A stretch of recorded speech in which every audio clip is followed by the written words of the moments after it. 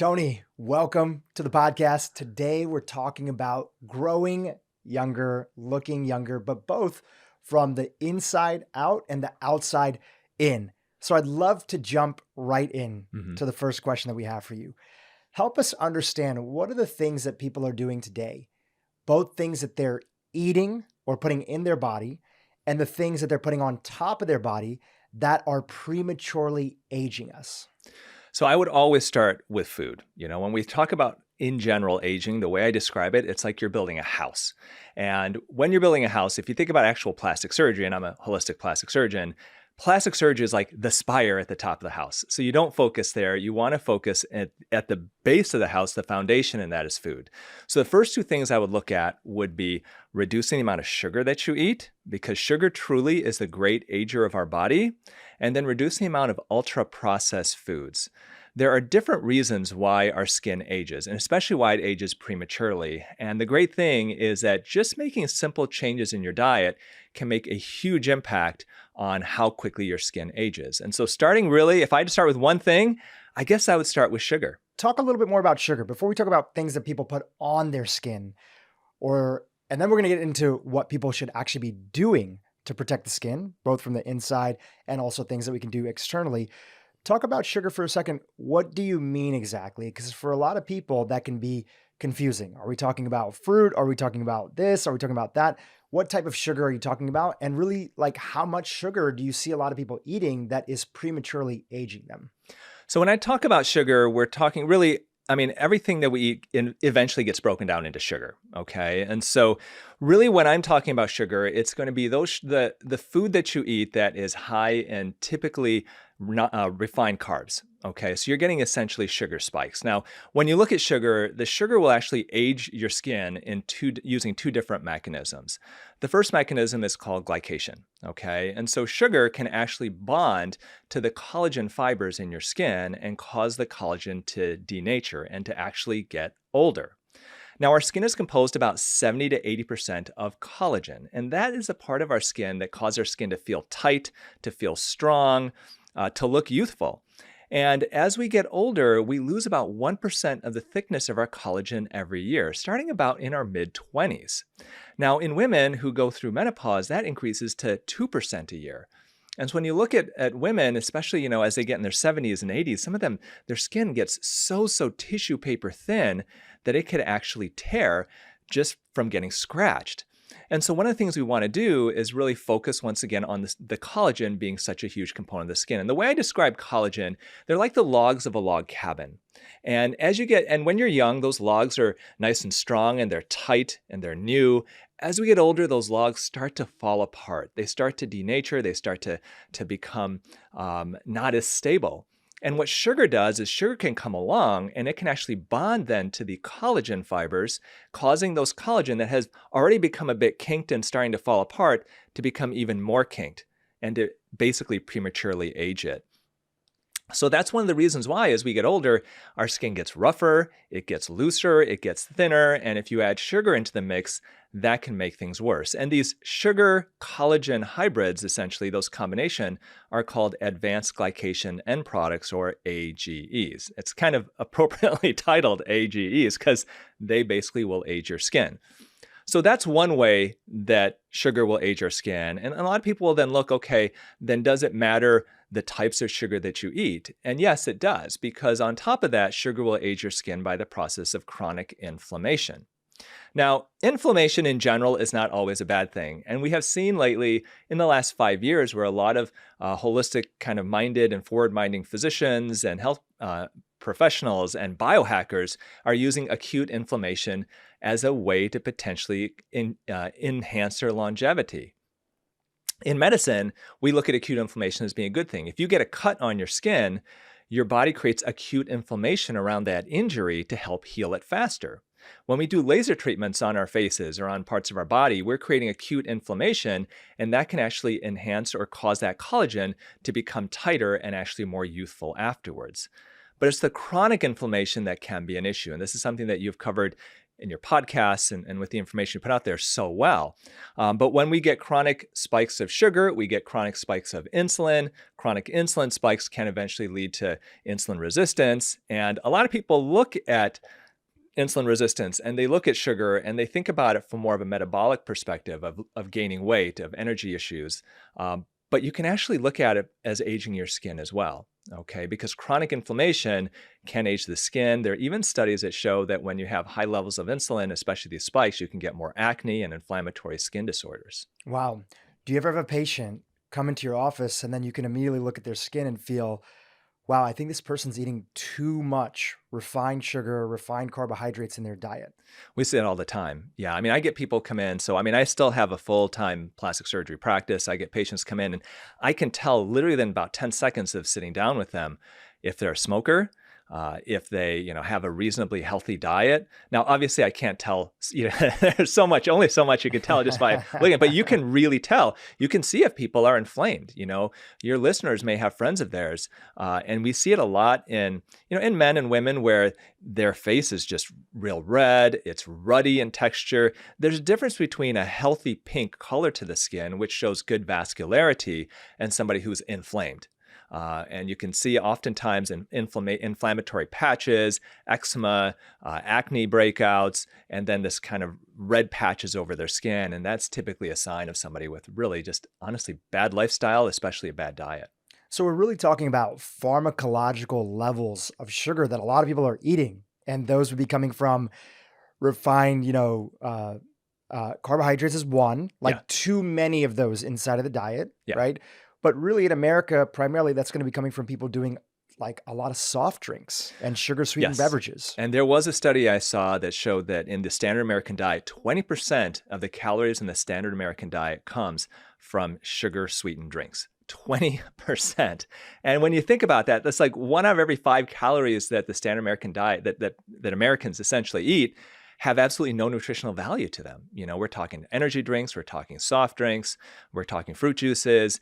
For me, it's interesting, like yourself, I grew up with Asian parents who, I was given a traditional Korean diet growing up, but I grew up in the middle of Michigan. And so where I grew up in a tiny town in the middle of Michigan, what did my friends eat? It was all meat and potatoes. And so I had this kind of weird dichotomy of I would go home and eat with my parents and we would eat these healthy foods. It would be, rice and fish and kimchi and garlic. And then I would go out with my friends and it would be Big Macs and French fries and Taco Bell. And it's this weird dichotomy. And when you really look at it, there's such a huge difference when you look at the quality of the food. One set of food you look at and you know where that food came from. The other set of food you look at and you don't even know where that came from, like what type of fruit or vegetable created this food and what type of chemicals were put into it to make it taste that way. It's a very interesting thing. When I go back and I think about my childhood, it's like, wow. And I never realized it at that time, that, geez, this is like one diet was keeping me alive and the other diet was slowly killing me. Are there things that people are putting on their skin that we might want to tell people to pause or stop? Just like you were talking about, things that prematurely age our skin that we're eating.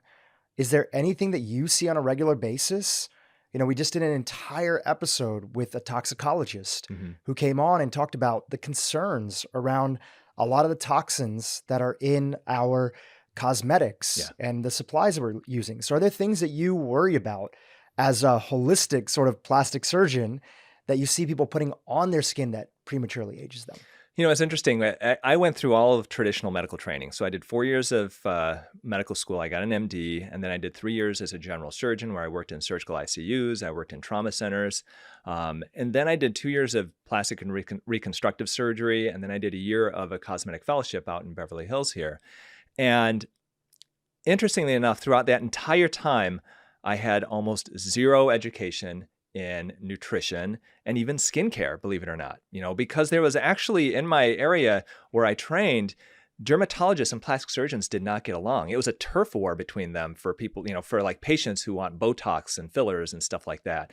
So even though I was in this plastic surgery residency program, we would never spend any time with dermatologists to learn skin health because dermatologists didn't want to give us their secrets, and plastic surgeons the same thing. So I ended up, starting up my practice, a cosmetic practice in Michigan. And like most plastic surgeons, I sold skincare products, and I sold the medical grade products that they reached out to us that other practices sold. And for many, many years, I had the secret that I never let my patients know, is that all of these products I was selling to them, these medical grade products that I touted, I could not use them myself because if I put them on my skin would break out in hives. I would get rashes. I would get itchy. I would get red and irritated. And so for years, I used water, I used bar soap, and I used basically the most basic cleanser you could think of, all the while selling these products to my patients with, these medically active ingredients. And it didn't come down to, and it really came down to a point in my practice where a bad event essentially opened my eyes to the fact that what I was doing was not right. And I started looking into holistic medicine, and I started actually using skincare products from natural companies that did not add parabens to their products, which are considered potential hormone disruptors. They didn't put fragrance in their products, which could potentially cause skin irritation. Formaldehyde releasers they kept out as well. And I started using these other products, and I go, wow, I could put this on my skin and my skin feels great afterwards. I didn't know that was even possible. And so that got me looking down really a rabbit hole of skincare, and the fact that, when you look at the ingredients of so many skincare products that are sold in department stores and even in doctors' offices, they're filled with, once again, fragrances that can cause irritation to the skin, fragrances that really, they don't even have to tell you what's in that fragrance. Basically, they could just put artificial fragrance, and that could be basically a trade secret, and you don't know what's in there.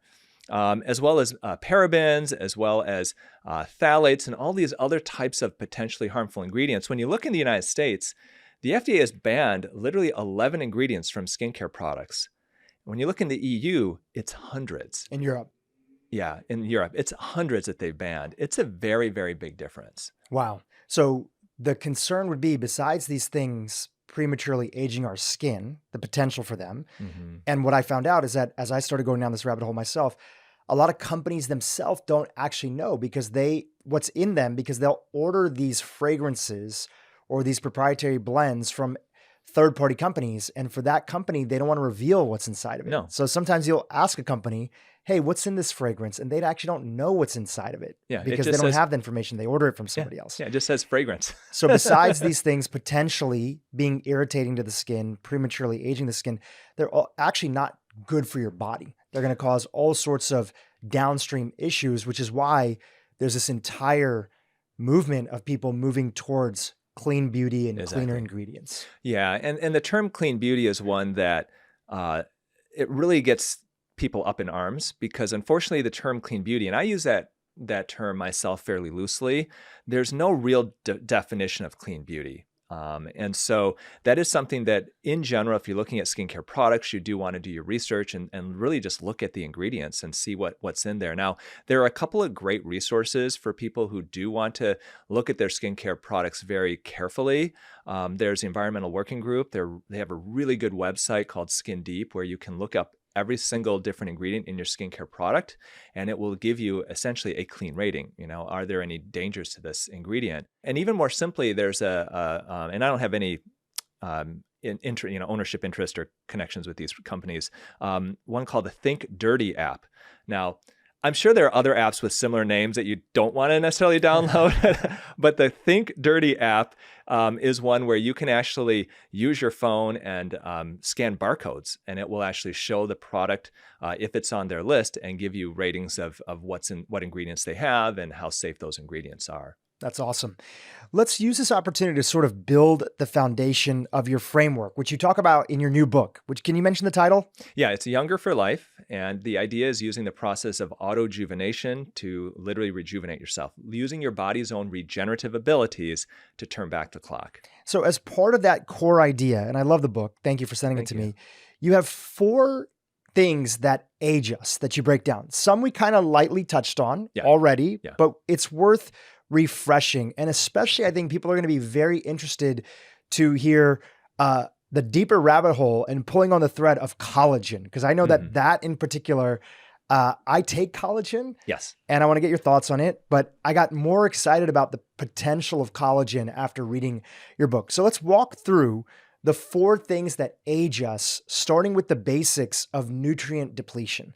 What is it about nutrient depletion, and why do you want people to prioritize this if they care about not only looking good on the outside, which, by the way, you do a great job of? Would you mind mentioning your age? I'm 51. Yeah, you definitely look you. like you have the skin of somebody who's probably like in their late 30s, mid 30s, at least. You know, the funny thing is I get people ask me all the time on social media how old you are, and I joke, I'll put I'm 85, and then people freak out. They go, oh my gosh, you look so great for 85. And then sometimes I'll put I'm 25. They go, oh, really? You are? Oh, you don't look so good. Well, sometimes you also joke and you're like, oh, it's like, here's how to age like an Asian. Yes. And you have a whole series on that, yeah, which is funny. yeah. We'll link to that below. But nutrient depletion, why should you care about that if you care about not only how you look, but also everything you're talking about today is also about how you feel on the inside, and it's connected to your health span. So nutrient depletion, let's start with that.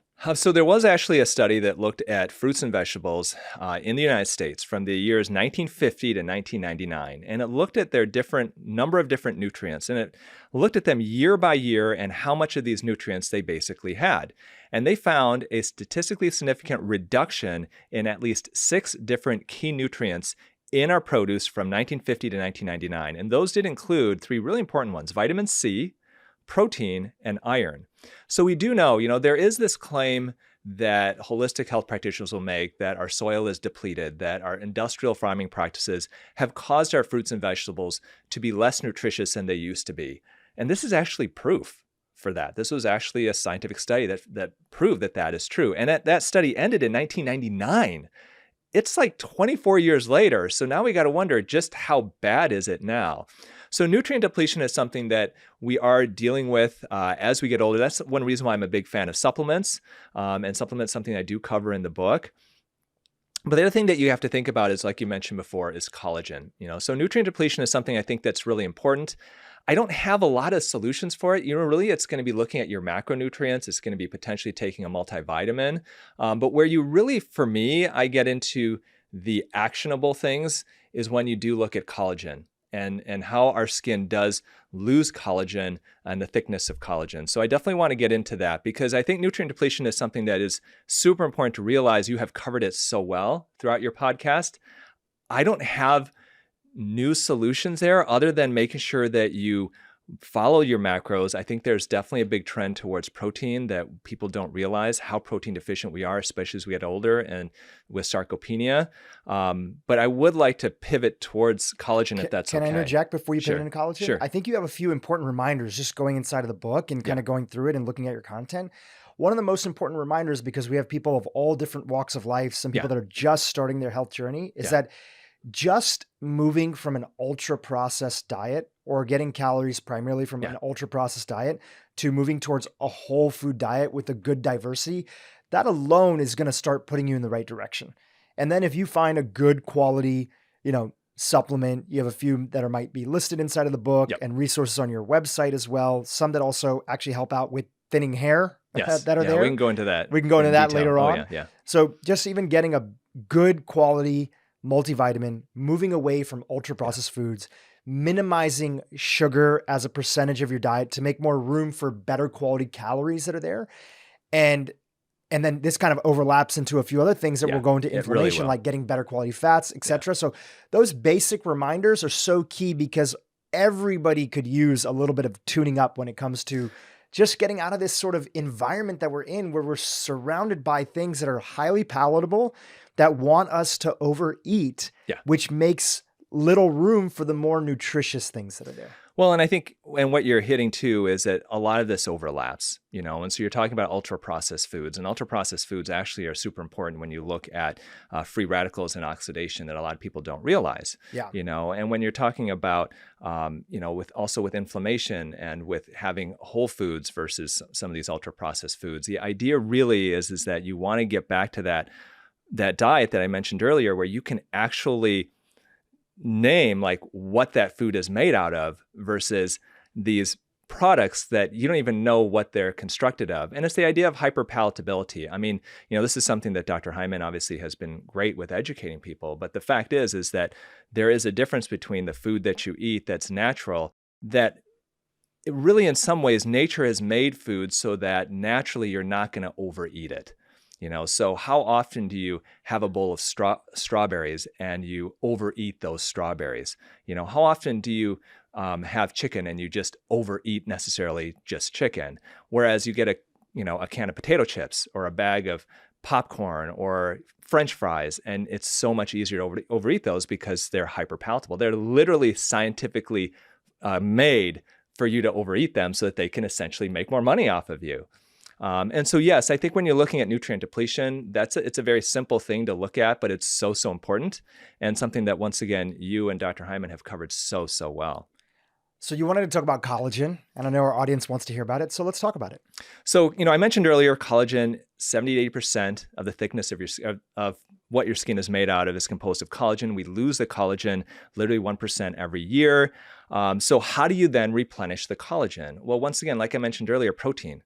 Collagen is a large protein. And some people ask me, they'll say, well, if I take a collagen supplement and I use a collagen cream, is that going to replenish the collagen in my skin? Well, collagen is a large protein. And the first thing I want your readers your listeners to know is that collagen creams make 0 sense. Okay, collagen is a large protein. Our skin is a barrier and it's made to keep things out. Collagen being so large, if you put it on the surface of your skin, it's just going to sit there. It's not going to absorb into your skin, and it's not going to make your skin any more youthful. So the first thing I recommend is staying away from collagen creams. I mean, if you want to spend the extra money for it, that's fine, but essentially it's just going to be a fancy moisturizer. You can also throw out money out your window in your car just on the freeway if you want to as well. Collagen supplements are a whole different thing, and as you know, they are very controversial. I made a post on TikTok a couple of years ago touting the benefits of a collagen supplement. And oh my gosh, Drew, the hate was everywhere. Who was primarily giving the hate? Was it sort of people that are in the medical space? There are traditional physicians. There are like athletic trainer types, who fashion themselves as nutritionists and things. And then just lay people, saying, well, my doctor said this. It's a lot of my family doctor said collagen doesn't work. Interestingly enough, there's a doctor on TikTok, and he's big on social media. He is a cardiologist, traditionally trained. Also, he's had some nutrition training as well.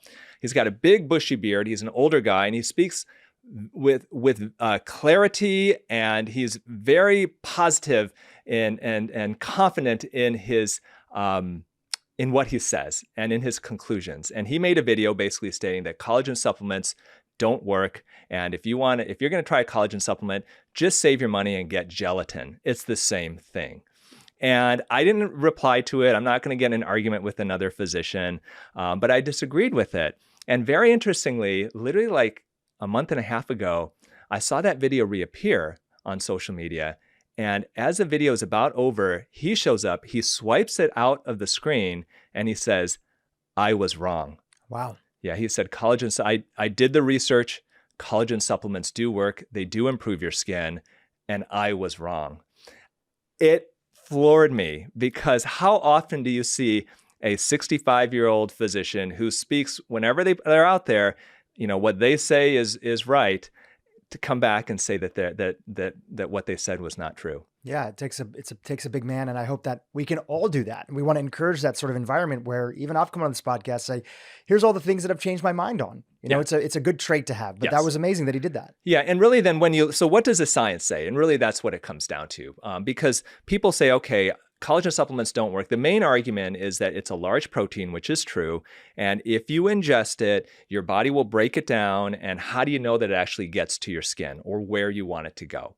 And really the fact of the matter is when you look at collagen supplements, make sure that the supplement that you take is made of hydrolyzed collagen peptides. And that's super important because, once again, collagen being a large molecule, when you actually take a hydrolyzed collagen supplement, that collagen protein has been broken down into amino acids, which are the single units of protein, and their peptides, which are groups of 2 or 3 amino acids or so. And that's done on purpose so that your body can actually absorb it. So it's like the argument that they have in that your body won't absorb it, it will break it down. Yeah, that's why it's made the way that it is. That's why it's hydrolyzed, and that's why high quality collagen supplements typically are hydrolyzed collagen peptides. And then when you actually look at the scientific studies, there are so many of them, and they're powerful studies that do show collagen supplements do create an effect. There was a meta-analysis of over, I think it was over like 1,200 people published back in 2021. And they looked at people taking collagen supplements for 90 days, and they found a statistically significant improvement in the hydration of the skin, in fine lines and wrinkles, and in elasticity of the skin. And that was a meta-analysis. So it's a group of multiple studies that they put together for higher power. There even have been studies that have looked at collagen supplements where you put somebody on a collagen supplement for 2 months, randomized, placebo-controlled clinical trials, and then you actually take a biopsy of their skin afterwards, and you can see that the skin has thicker collagen and the skin is thicker afterwards. I don't know what other proof is needed. Some people will say, well, maybe if you just increase the protein intake, that will do the same thing. And truthfully, I have not seen a study comparing increasing protein intake to taking a collagen supplement. That would be something that would be very interesting. But there are a lot of studies that are out there that do show that taking collagen supplements can create a profound impact on the skin. Oh, that's amazing. Do you, as a little bit of a teaser, we'll go into it later on too, but how do you typically take your collagen? And what should people be looking for when they're thinking about getting supplemental collagen? So full disclosure, I have my own skincare and supplement line. And so we do sell our own supplement. That's actually our collagen supplement. That's our number one seller actually for supplements.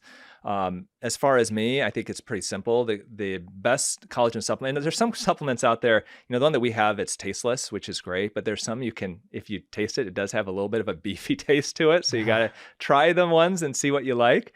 But in general, a good hydrolyzed collagen supplement should dissolve into any type of a hot liquid. So if you like tea in the morning or if you like coffee, for me now, I used to drink a lot of decaf coffee and I would put in my decaf coffee. And then I went to the dentist and my dentist is like, you've been drinking a lot of coffee lately and you're getting some staining of your teeth. So now I actually just mix it with hot water and it just tastes like hot water. And so that's what I have a lot of mornings now throughout the week.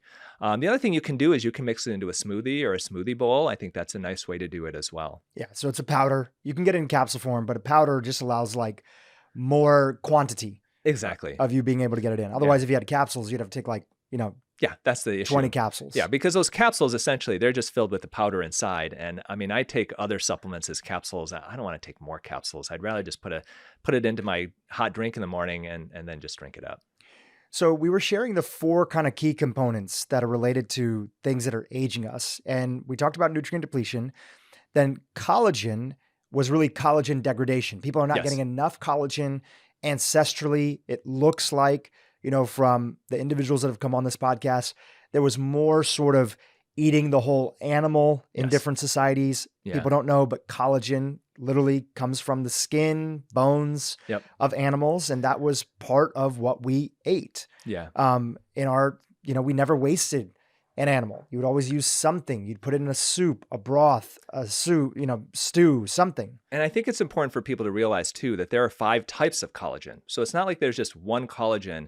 And that's something you want to look at too with the products that you're using. So for example, some people will take collagen supplements because they have joint issues. Maybe if you've got fibromyalgia, if you've got muscle aches. So type 1 collagen is the one that I typically focus on being a plastic surgeon. That's in our skin, essentially, and our hair and our nails. And there are some collagens that really just supplements that just focus on type 1.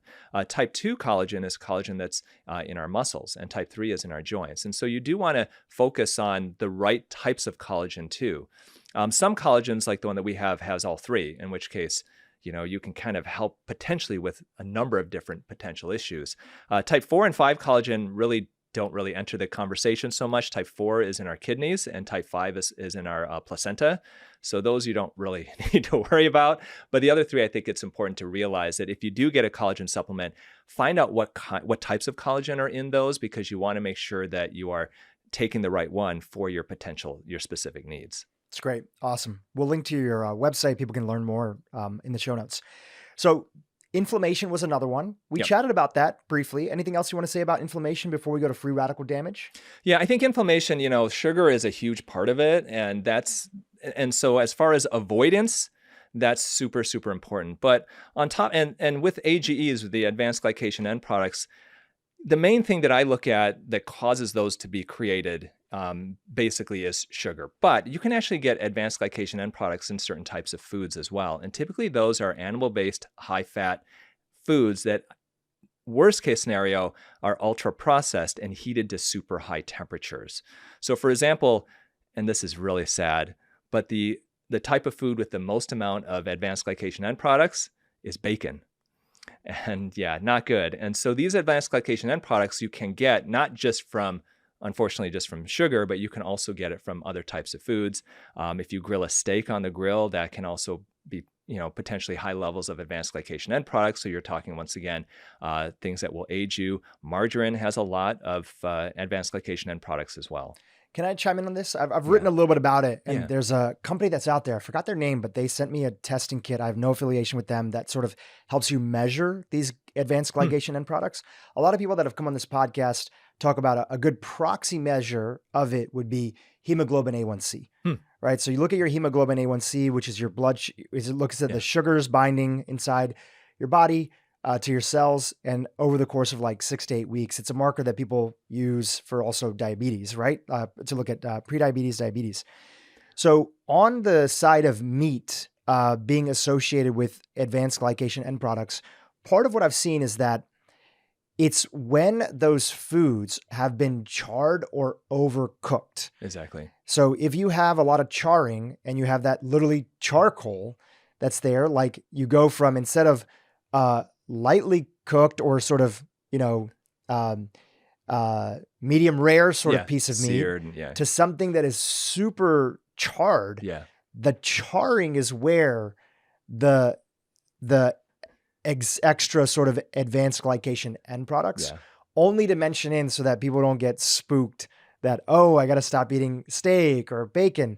There can be ways to cook things that can be in a healthier way. We just want to avoid even vegetables that are super highly charred all the time. Once in a while here or there's nothing wrong with that. Yes. But if every day, as part of a staple of our diet, we're eating meat or vegetables that's charred, that seems to be one of the things that is the biggest contribute to these ages in our diet, and then, being created inside of the body. Correct. And I think that's part of it. One of the things I always try to preach to my followers is, it's like you can follow people on social media who appear to have like the perfect healthy lifestyle where, they're doing everything possible. They're eating all whole foods. They're exercising every day. They're doing cold plunges. They're in the sauna.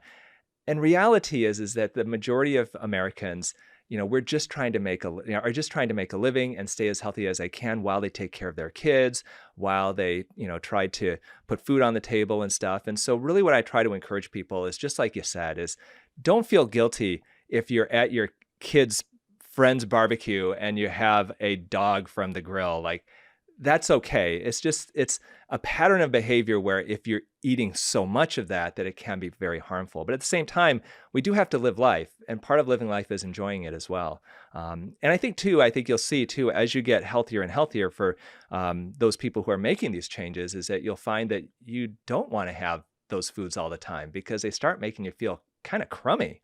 And I do think that there is a huge segment of the American population who just chronically doesn't feel good, but they don't realize they don't, because this is just their like natural level of living. Like they don't know what it feels like to truly feel energetic and healthy, because they've never been given that type of a diet and have been on that type of activity and all that. It's so true. There's that cheesy old quote from Tony Robbins, but it's so true.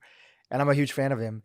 Nothing tastes as good as being healthy feels. Yes. Right. And when you truly are healthy, and obviously people make jokes about that joke, they make jokes about that quote, and they'll say things like, well, you've never had a piece of bacon, or you've never had, this or that. But really, for our lifespan, when you wake up in the morning and you have energy, when you look in the mirror and you feel like, wow, like I feel healthy, right? Like you're looking at yourself, you feel healthy, both from the outside in, but the inside out. A big part of that, obviously, too.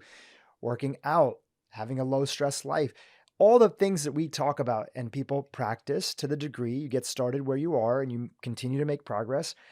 nothing feels as great as that. You feel like you can conquer the world every single day and you're happy and it's infectious. Everybody Yeah. around you feels like, I want to do what he's doing. Yeah. And I think when you look at, me being a plastic surgeon, you look at your outer appearance, that can really impact how you feel about yourself too. And about, being healthy. Some people say, well, what is beauty? And my first thing would be beauty is health in general. And so being healthy, that's oftentimes really for what I try to recommend as a first step to feeling beautiful about yourself. And so just like you said, that makes complete sense. So you touched on inflammation, you being a plastic surgeon and having gone through your medical training. I mean, we have to just briefly chat about stress in the context, Yeah. Do you feel that stress is really one of the top things that if people have chronic stress, we all have a little bit of stress that we deal with, but what do you want to say about chronic stress? So you only need to look at the US presidents when they enter office and then when they exit office 4 or 8 years later to know that stress is a huge ager of our body. You made a video on this one time, right? Yeah. I mean, it's obvious that that's what happens. And so, there aren't studies that I know of that have specifically looked, because how do you quantify stress? That's the problem. How do you do a study on somebody who's really stressed, and see their aging process? It's just, there is no way I know of to actually do that. But we do know in general that there are certain activities that can reduce your stress that do actually help you to feel and look younger. And so one of the big parts of my book is talking about some of these strategies, including meditation, and how meditation can be huge in reducing the amount of stress that you have and even in improving your appearance. I'm a huge fan of yoga. Yoga, I think, especially as we get older, so many benefits, not only just to our stress level, but also to mobility and to balance and to actually your appearance potentially, can be very, very important. And then sleep being a huge part of that as well. I think that's something that our society has really failed us in teaching, is how to deal with stress. And really the difference, like I mentioned earlier about acute inflammation and chronic inflammation, there's a big difference between acute stress and chronic stress. And acute stress being something that is a big focus for anti-aging experts and longevity experts as being a good thing. Hence, all these people jumping into cold bathtubs and trying to stay in them for as long as they can, versus chronic stress, which is a stress that so many of us here, especially in the United States, and even really around the country, around the world, are dealing with when you've got stress of paying your bills, when you have stress from work, obligations, and all of that. That definitely is aging to our bodies. And so trying to take ourselves out of that as much as we can, I think, is so, so important. One of the foremost researchers and scientists in the space is a Dr. Alyssa Appel. I'm not sure if you heard of her, but she's from University of California, San Francisco. And she wrote a book, I believe it's called Stress Prescription. She came on this podcast. Yeah. She actually has a bunch of studies that she's put together about how chronic stress literally ages the body. Interesting. I'll send it to you. Yeah. It's a really I'd great like sort to of see pull thread. Yeah. And some studies that she's been involved in as well. But yes, minimizing that sort of chronic stress do you think that there's any, I'm just asking for your experience on this, people who have less chronic stress in their life have less wrinkles in their face, especially if they're eating healthy, because they're just not, they're more at peace? Is there any association to that at all? I think that there is. I think, once again, the problem is, how do you quantify that? When you look at stress, like we have studies that have looked at taking, let's say, vitamin C. People who have a diet high in vitamin C, there are studies that show that they have less wrinkles than people who have diets lower in vitamin C. But the big question is how do you quantify stress and its effects on wrinkles? Just real quick, just all of a sudden it brought me back. We talked about collagen. It's the same idea and similar. Like, one of the things I think that we can make, in medicine, we can make conclusions based off of what we see in general that may not be quote unquote evidence-based, where we may not actually have a scientific study specifically that can support it, but we know by looking at the facts on the ground that this is most likely clinical true. Experience. Exactly. And one of those, just to bring up, because this is something that really is kind of becoming dogma in holistic health, but has never actually been proven true, is bone broth and its effects on the skin. Okay, so we talked a lot about collagen just a few minutes ago, and I have friends of mine, colleagues of mine who say, oh, you take bone broth, it's going to make your skin better. It's going to improve the collagen of your skin. And it makes sense because bone broth, you take it and, and it, you cool it down and it becomes a gelatin, and that's basically pure collagen. But there is no study to show that taking a bone broth, that drinking bone broth at all will improve your skin. There's 0 studies to support that. But Dhru, there are 0 studies to say that it doesn't do it. And the studies just haven't been done. Yeah. So, unfortunately, like in traditional medicine, then, you will have a physician that say, well, bone broth doesn't make your skin better. Where are the studies to prove it makes your skin better? And there aren't any. But at the same time, does that mean that your negative conclusion is true? That then, because there are no studies to support that bone broth doesn't improve your skin, it must not improve your skin? No, like once again, we can use deductive reasoning to say, okay, bone broth is filled with collagen. Collagen supplements have been shown to improve the skin. So it makes sense that bone broth should improve your skin too. Yeah. Not to mention the fact that probably if people are drinking bone broth on a regular basis, they're getting just the hydration aspect that's there.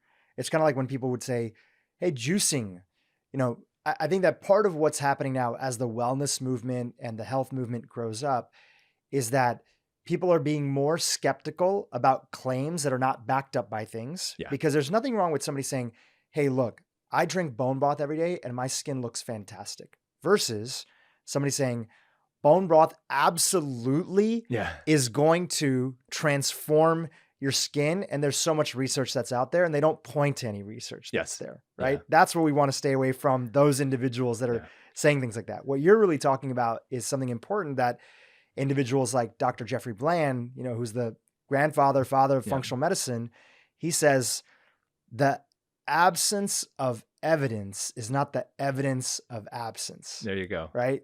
Just because a study hasn't been done doesn't mean, and doctors can fall into this too, that, hey, there's no proof that this thing happens. Well, you may have not looked into it, but also maybe a study hasn't been done. Yeah. But all that to be said, you're a fan of bone broth. I am. Yes. Yeah. And I think that definitely is something that if you do want to improve the collagen of your skin, and you like the taste of it, then by all means, that's something that I do definitely recommend. And that goes back to what you mentioned before, is that our ancestors would eat the whole animal, and that's one of the benefits of bone broth is you take those parts of the animal that normally we wouldn't necessarily consume in our society, and you can use that for, good means, essentially. We talked about it a little bit, but number 4 on your list was free radical damage. Do you want to just go into a little bit more about free radical damage and why it's so important to protect our skin from free radical damage?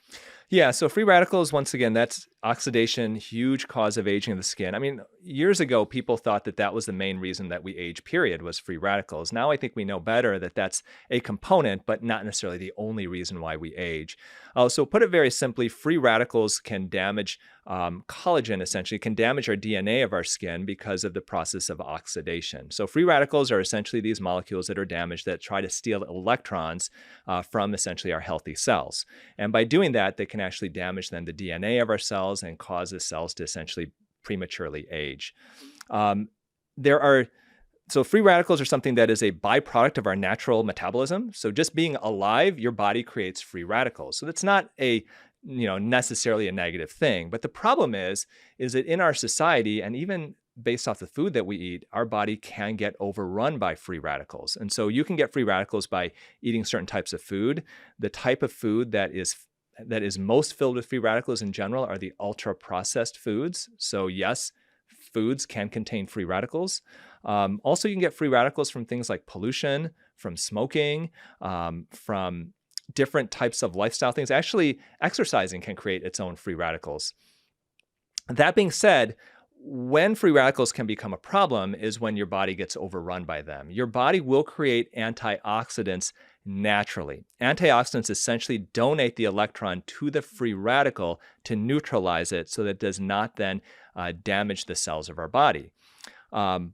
And our body will generate its own antioxidants as a way to combat free radicals. But when there's so many free radicals that are essentially attacking your body, from, once again, those types of activities, from those types of foods, and you enter a state of oxidative stress. And that's when the free radicals are excessive and your body is essentially prematurely aging from it. So what is your body's natural defense against free radicals? Well, once again, antioxidants, and you can actually take antioxidants by mouth and you can apply it onto your skin. And that's what I usually recommend as a kind of a two-pronged approach. Now, interestingly enough, okay, one of the big things with my book, and I'm a big fan of integrative medicine, is combining the holistic with the traditional. And as a traditionally trained plastic surgeon, that's something that I always am looking at traditional medicine as like the gold standard for evidence-based medicine, but it does lack, unfortunately, a lot of things. Interestingly, Dhru, if you were to ask one of our holistic practitioner friends, what's the best way to get beautiful, healthy skin? They would say, heal your gut, and then your skin will follow. If you ask a dermatologist, what's the best way to get healthy, youthful skin? They'll say, wear sunscreen and use a retinol. And if you ask a plastic surgeon, they'll say, have a facelift, get some Botox, maybe a laser treatment. And really, in the end, it's combining the best of both worlds, I think, that's going to be your best option. And so when you look at antioxidants, it's consuming them, okay, in foods, but it's also applying it to the surface of your skin as well. What are your favorite foods that you would be telling people, even as basic as it might seem? It's that reminder about the power of like food as medicine. So let's talk about foods first, and then we'll go to topical. So yeah, the big thing with antioxidants is that you want to eat the rainbow. And this is something you've heard on your show. If you've been following Dhru for a long time, you've heard this said before. But eating the rainbow of fruits and vegetables is super important because it's the actual pigment in the fruit or the vegetable that is the antioxidant. And so if you eat, let's say, a green leafy vegetable, you're going to get different antioxidants than if you eat like an orange fruit versus if you eat a yellow vegetable. And so the idea is by eating a wide variety of fruits and vegetables in as a plethora of different colors, and you're going to get a variety of different antioxidants that's going to give you even better protection overall. And so that's in general what I recommend. Now, ideally too, there's certain, especially fruits that have a higher glycemic index than other types of fruits. And so essentially they may raise your blood pressure faster. And we mentioned earlier about sugar being a cause of inflammation. So ideally staying with some of the lower glycemic index fruits if you can. Fruits, essentially berries, are a really good source of great antioxidants, lower glycemic index, so you can kind of help with the inflammation part of it and you can help with the oxidation part of it at the same time. So that's going to be my favorite type of fruit. With vegetables, I'm a big fan of green leafy vegetables and darker green leafy vegetables like spinach, I think is great, kale. All those I think are really, really good. But ideally, you do want to focus once again on the rainbow. It's not good if all you eat are green leafy vegetables. If all you eat are just, orange fruits, you really want to mix it up. Yeah, and people can even toss in things like kimchi, right? Kind of like that. You grew up eating kimchi? Yes. And so, that too, when you talk about inflammation, there are inflammation reducing foods, I think, that are super important. And, when I look at inflammation reducing foods, going back, I know we're talking about free radicals, but when you go back to inflammation, and kimchi is a huge thing, I look at two main ways to reduce inflammation in the diet. Okay. And that would be eating monounsaturated fatty acids and omega-3 fatty acid rich foods, and then eating probiotic rich foods as well. Okay. And so there are foods we mentioned earlier that add to the inflammation in our body. There are foods that can reduce inflammation. So for the omega-3 fatty acids, you're looking at cold water fish. So salmon, tuna, trout, mackerel, that type of thing. For monounsaturated fatty acids, olives, olive oil, avocados, nuts, and seeds, I think are great sources. And then the other group, once again, is going to be hitting the microbiome. And I'm happy to go over that. That is where kimchi kind of comes into play here. Yeah. I wanted to double click on, one thing that you shared, which was the ultra processed foods and free radical damage. Yes. And kind of linking that back to also ages is highly fried food. Yes. Is also one of the things because of its nature and ability to sort of create a lot of acrylamide because you have carbohydrates that are highly fried. So all the proteins get denatured. We wrote a newsletter about this. I think it was called the food mood connection. Tessa, you can bring it up. But basically there was a huge research study that was done that we've highlighted in our newsletter to our listeners talking about there was 140,000 people that were looked at over a period of time. And they found, I won't have all the details, but we'll link to it below, that the number one food that was associated with depressive-like symptoms was actually French fries. And when they Interesting. looked into it, Yeah. that overconsumption of highly fried food, and French fried is the number one. That's why potatoes are one of the top vegetables that we consume here Yeah. in North America. It was correlated with these depressive symptoms primarily because they felt that there's this free radical damage that's happening to the body and the Yep. brain. So it's not just aging our skin. Yep. These things that you're talking about that will make our skin look better, they're also going to be protective for our brain because we're going to be avoiding things like high levels of free radicals from things like acrylamide inside of the diet.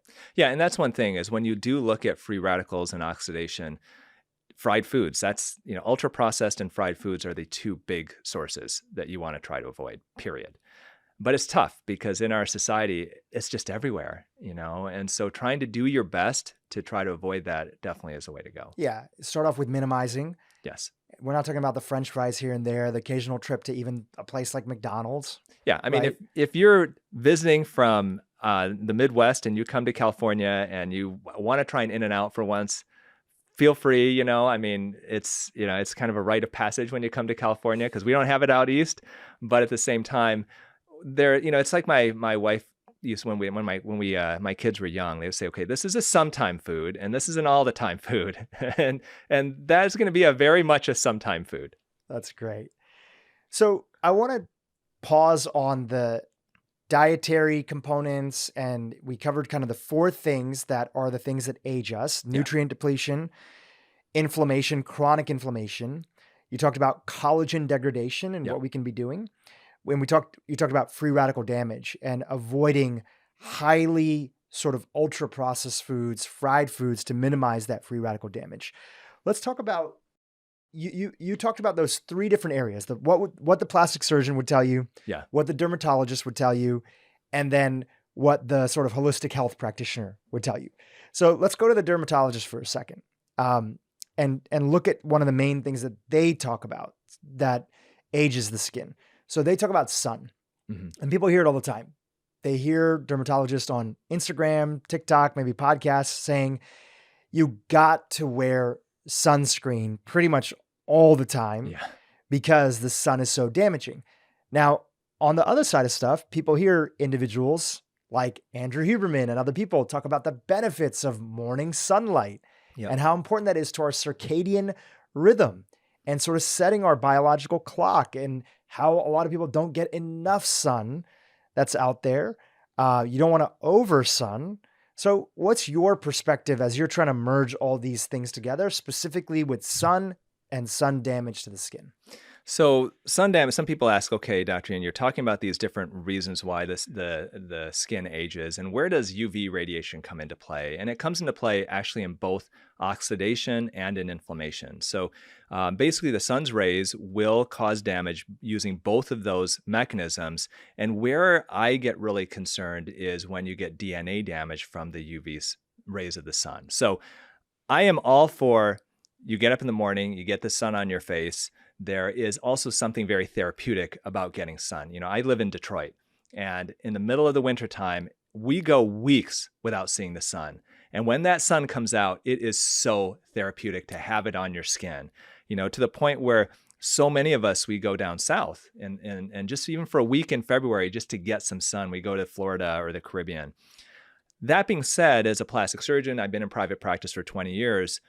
I cannot tell you how many people have come into my office with a tiny little dot, let's say on their nose. They go, yeah, I got a little skin cancer here. I'm going to go see my dermatologist.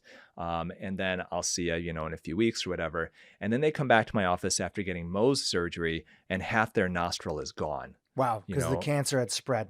Yeah, because in order to get rid of it, they had to remove that, or part of their lip is gone, or part of their eyelid is gone. Their eyelid is pulled down. You do not want to get a skin cancer on your face. It is potentially disfiguring. It is devastating. So I see both sides of it, as a plastic surgeon, trying to reconstruct these types of defects, and at the same time understand that there are true therapeutic effects of getting the sun. So I think that there is a very reasonable medium ground here. I think like most things in life, there are people who are on extremes, and where the truth usually lies for most people is somewhere in the middle. So, yes, dermatologists will say, even if you're sitting in a basement all day in a dark room, you should put your sunscreen on in the morning. I mean, and especially with the sunscreens that we have here in the United States, they're not always the most comfortable on the skin. Sometimes they feel greasy and people don't necessarily like to wear it unless they need to. So in general, my recommendation is if you're going to have prolonged exposure to sunlight, you should ideally wear sunscreen or a sunblock, at least an SPF 30. Then the question comes, because you do not want to get so much sun damage that when you turn 50 or 60 or even younger, you get a skin cancer on your face that you need to get treated. I am fearful for one of my favorite actors, Hugh Jackman. I think he's probably the most talented person in Hollywood, and he has had so many skin cancers removed from his face. Super handsome guy. At some point, one of those cancers is going to be in the wrong place, and it could really be disfiguring for him. So my goal as a plastic surgeon, number one, is to try to prevent that type of disfigurement that can be absolutely devastating for somebody. And then number two, obviously to promote their health. So in general, what I recommend is when you're going to get prolonged sunlight, and that does include being in the car, okay, because the car's windows will block UVB rays, so you won't get burned, but they won't block UVA rays, which can cause premature aging and skin cancer. But if you're going to get prolonged exposure to the sun, I do recommend a sunscreen, at least SPF 30. But then the question comes is, what type of sunscreen do you recommend? There is a difference between chemical sunscreens and physical sunblocks, okay? Physical sunblocks are made of zinc oxide and titanium dioxide. And these are substances that are meant to sit on the surface of your skin and block the sun's rays from getting through. The old picture that you may have in your head of a lifeguard with this white paste on their nose, that is the old style of a physical sunblock. The newer types of physical sunblocks are micronized, meaning they're in smaller particles, and so they don't quite create so much of that white pasty look, but they can still create a little bit of a kind of a whitish hue to the skin. Somebody like yourself, myself, if you're African American, you've got darker skin, they may not look so good on your skin. Yeah, I've used them before. They kind of make me a little bit white on my skin, and all of a sudden I look like I'm wearing like some sort of weird makeup or something like that on my exactly. skin. You don't want that. And so then what do? You look at the sunscreens, but holistic health practitioners have been very good with kind of exposing the potential concerns. So the real concerns. I mean, a lot of sunscreens that are out there that people buy at the local convenience store or drugstore, they have known carcinogens inside of there. So the two big things that we are concerned with, very common, are oxybenzone and octinoxate. So these are the two chemical sunscreen components that are the very controversial, concerning ones, and they're in a lot of sunscreens. The fact is that for sunscreen to work, it has to be absorbed through the skin, and then when you get UV radiation hits your skin, the sunlight hits your skin, there's a chemical reaction with that product that can, basically deactivate those sun's rays and protect your skin from that UV damage. Unfortunately, with oxybenzone and octinoxate, what you find is that they can be considered potential hormone disruptors. They are found in literally the urine of almost everybody in the United States because it absorbs into your bloodstream. And on top of that, there are some studies that do show that they may potentially impact the coral reefs. And so these two ingredients are actually banned if you go to Hawaii, if you go to the Caribbean, in a lot of resorts and beach towns and stuff. But there are some actual safe chemical sunscreens that you can consider. And two of them that I would recommend would be avobenzone and Mexoryl XL. Okay, so these are chemical sunscreens that have not been shown to be hormone disruptors. To my knowledge, have not been shown to be harmful in any way, and they do work to block the rays of the sun. And they don't create that whitish hue on your skin. So in general, my recommendation is that if you're Caucasian, you're an adult, and wearing a mineral sunscreen does not impact the appearance of your skin, then that's what I would recommend in general. If you have children, I recommend using a physical sunblock, mineral-based or physical sunblock, because you do not want those chemicals to get into your kids' bloodstream, into their body. If you are a darker skinned person, however, then what I usually recommend for the face would be a chemical sunscreen with either Mexoryl XL or avobenzone, because once again, you won't get that kind of whitish hue that you don't want to be walking around with, but you still get that protection safely. If you're going to go to the beach, then I would put that on your face, and maybe on the body, I would go with the mineral-based or the physical-based sunblock. And then for the kids, the worst thing you can do, and I see it at the beach all the time, is there are these chemical sunscreen sprays that parents are just spraying all over their kids, up and down. And those kids are breathing those fumes into their lungs are rapidly developing. And now you've got these potential hormone disruptors being breathed into their lungs. We don't know what that's going to do. So if you've got one of those types of sunscreen sprays, spray it into your hand and then apply it onto the child. Don't just spray it all over them. Yeah. Even though the, what are they called? Like titanium dioxide, the mineral sunscreen, zinc oxide. Yeah. Even though they make my face a little bit white, I would so much more use them. I'm just so cautious around the chemical sunscreens that are there. Like, who knows whatever else we haven't discovered that's inside of these things, especially because they end up, a lot of them in the body versus like using things like zinc oxide and other stuff. What do you feel about, there's a lot of sunscreens that are on the market today that have a little bit of like, especially for people that are darker skinned or have some pigmentation, yourself, myself, we're not traditionally like, white European Caucasian. They'll have like a little bit of tint inside of there that helps it kind of blend into the skin. What are your thoughts on those? I think those in general are safe. I haven't looked at the specific ingredients of the actual tint themselves, but there are natural sunscreens out there that do contain that. And I think that in general, that's a good way to stick with the mineral base, the physical sunblocks. Yeah. And interestingly, one of the big things, and I have to look up what the celebrity is. There is a celebrity that is spearheading. One of the issues that we have here in the United States is that we have a very limited array of sunblocks and sunscreens available here in the US. It's very different than what you have overseas, which is very interesting because here in the US, when you look at the actual chemicals that make up skincare products, there's only like 11 or 12 that are banned here in the United States. In the European Union, there are hundreds that are banned, hundreds of chemicals that you cannot be used in skincare. However, when you look at sun protection here in the US, we only have a handful of options. And if you go to South Korea or you go to the EU, there's so many different options available for sun protection overseas that you don't have here in the United States. What are some examples? What would they use in Korea? I actually don't even know the names of them because we don't have them available here. So are they things that you put on your face, or they're actually like a physical protection, like some sort of hat that's my dome? No. These are actual products. They're much products. thinner because one reason why a lot of people don't like to use sun protection is because it just feels greasy on your skin. It feels heavy. Yeah. And there are products overseas, and I haven't looked at them because I cannot import. It's against the law for me, let's say, import it and sell it or anything. Right. But I do have relatives of mine who go, I get my sunscreen from Korea. Yeah, I don't get them here in the United States because they are much lighter, and apparently they work. I haven't researched their ingredients. At some point when they come here to the US, I'd like to do that. But there are people who are really trying to push the FDA to open the doors for us to have more options here.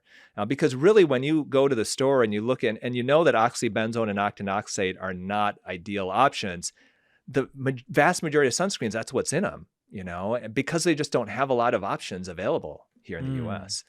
A few things that you mentioned that I want to sort of double click on a little bit. So I went down the rabbit hole a little bit of, morning sunlight, and speaking with a great cardiologist that I work with. And he's always talking to individuals about how important it is to get that morning sunlight and evening sunlight to really sort of not just reset and set our circadian rhythm, but it's also so important to protect our endothelial lining, which is really highly based on sort of this whole classification of photobiology, which he talked about on the podcast we did together. We'll link to it in the show notes. And he said, one important thing for people to remember, especially when it comes to morning and evening sun, and we all have this. If you have an iPhone, you can click on the weather app. And on the weather app for your local city that you're in, you can scroll down to the bottom. And one thing that you see is that in the morning, like today in Los Angeles, the sunrise, I think, was like 6:30 or something like that. So I was up early, and from 6:30 to 7:22, the UV index is 0, even though the sun is out. So the UV index is 0 because when the sun is at the closer to the horizon, whether that's morning light or evening light, it is not going through the magnification that happens when it's closer to high noon, when the UV index is the highest throughout the day. So naturally, we see that the UV index sort of slowly goes up and slowly comes down. So anybody who's afraid of getting morning sunlight, like we're talking about like 10, 20 minutes if you follow like the Andrew Huberman protocol in the morning, which so many people are a fan of. He's been on this podcast before. We're talking about 10, 20 minutes of morning sun, and it's at a 0 index of UV for most places on Earth. Interesting enough, you mentioned Hugh Jackman.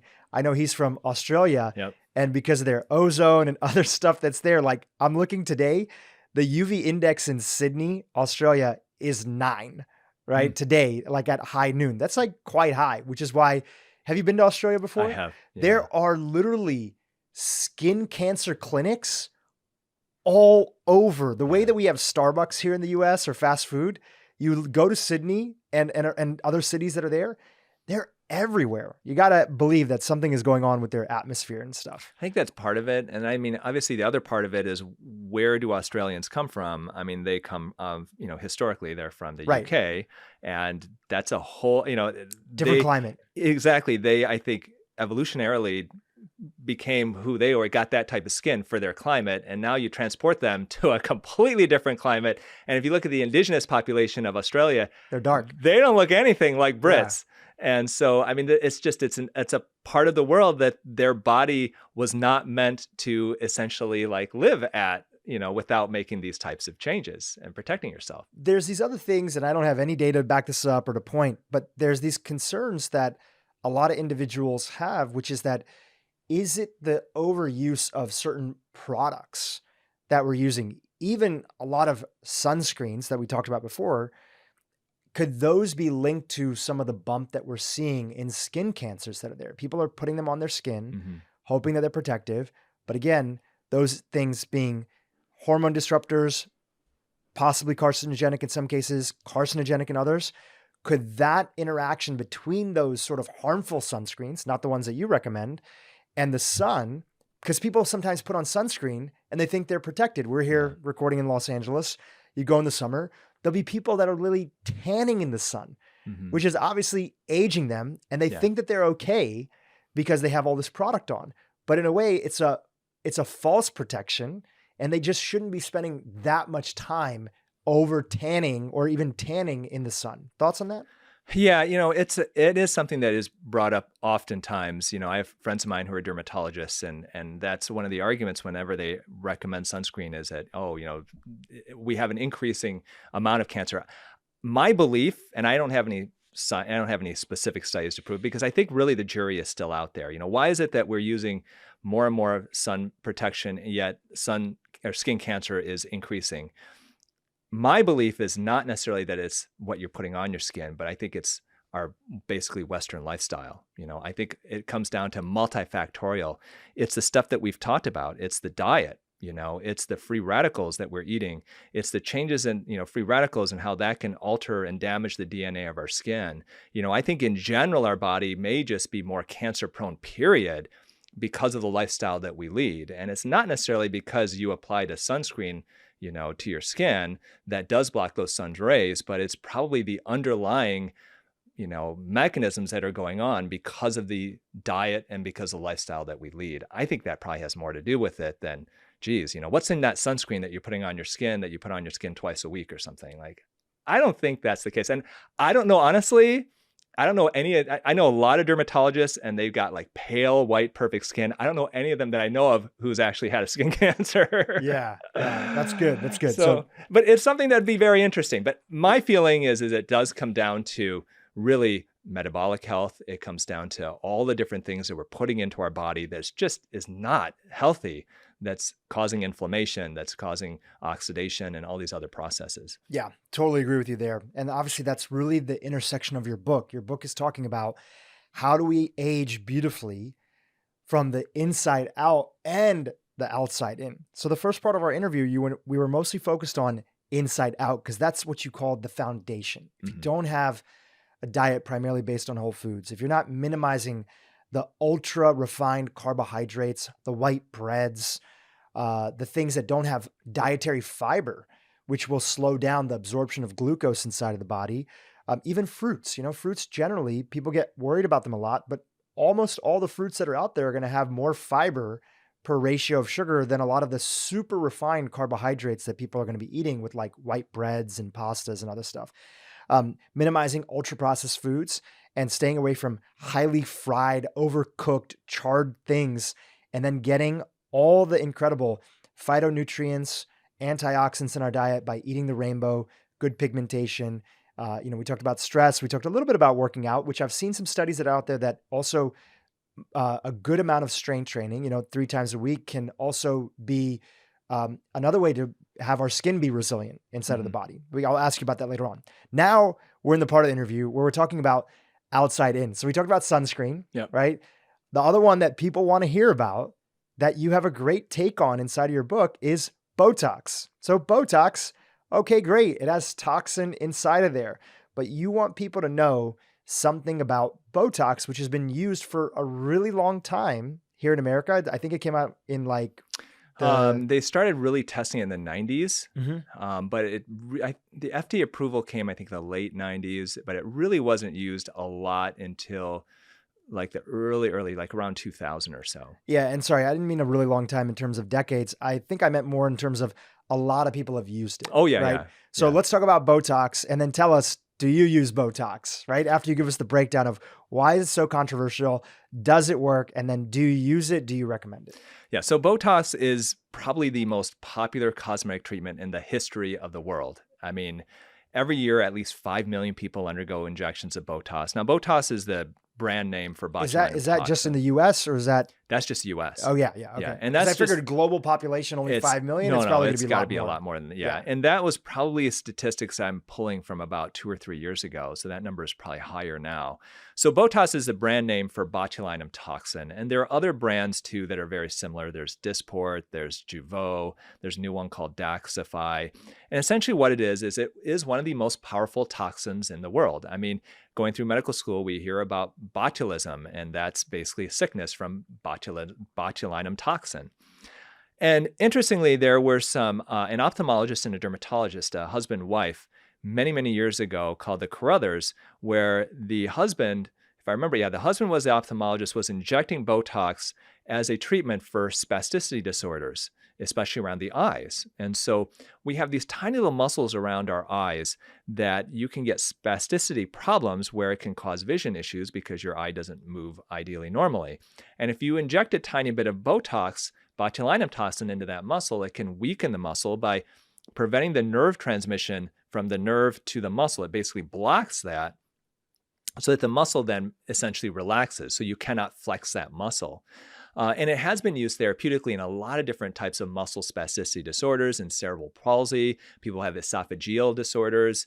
And what this ophthalmologist and dermatologist couple found was that after injecting it around the eyes for people with these spasticity disorders, and you may have some times where your lower eyelid kind of gets a little spastic and quivers and stuff, that the wrinkles would start improving in these people. And after seeing that, they go, well, geez, if the wrinkles get better, why not we focus on injecting into wrinkles caused by muscles? We call these dynamic wrinkles. So there's certain wrinkles of our face that are caused by muscles and other wrinkles of our face that are caused by essentially just gravity. And the wrinkles of our face that are caused by muscles are typically the wrinkles of our upper face. So that would be our crow's feet wrinkles, the frown lines between your eyebrows, and your forehead wrinkles.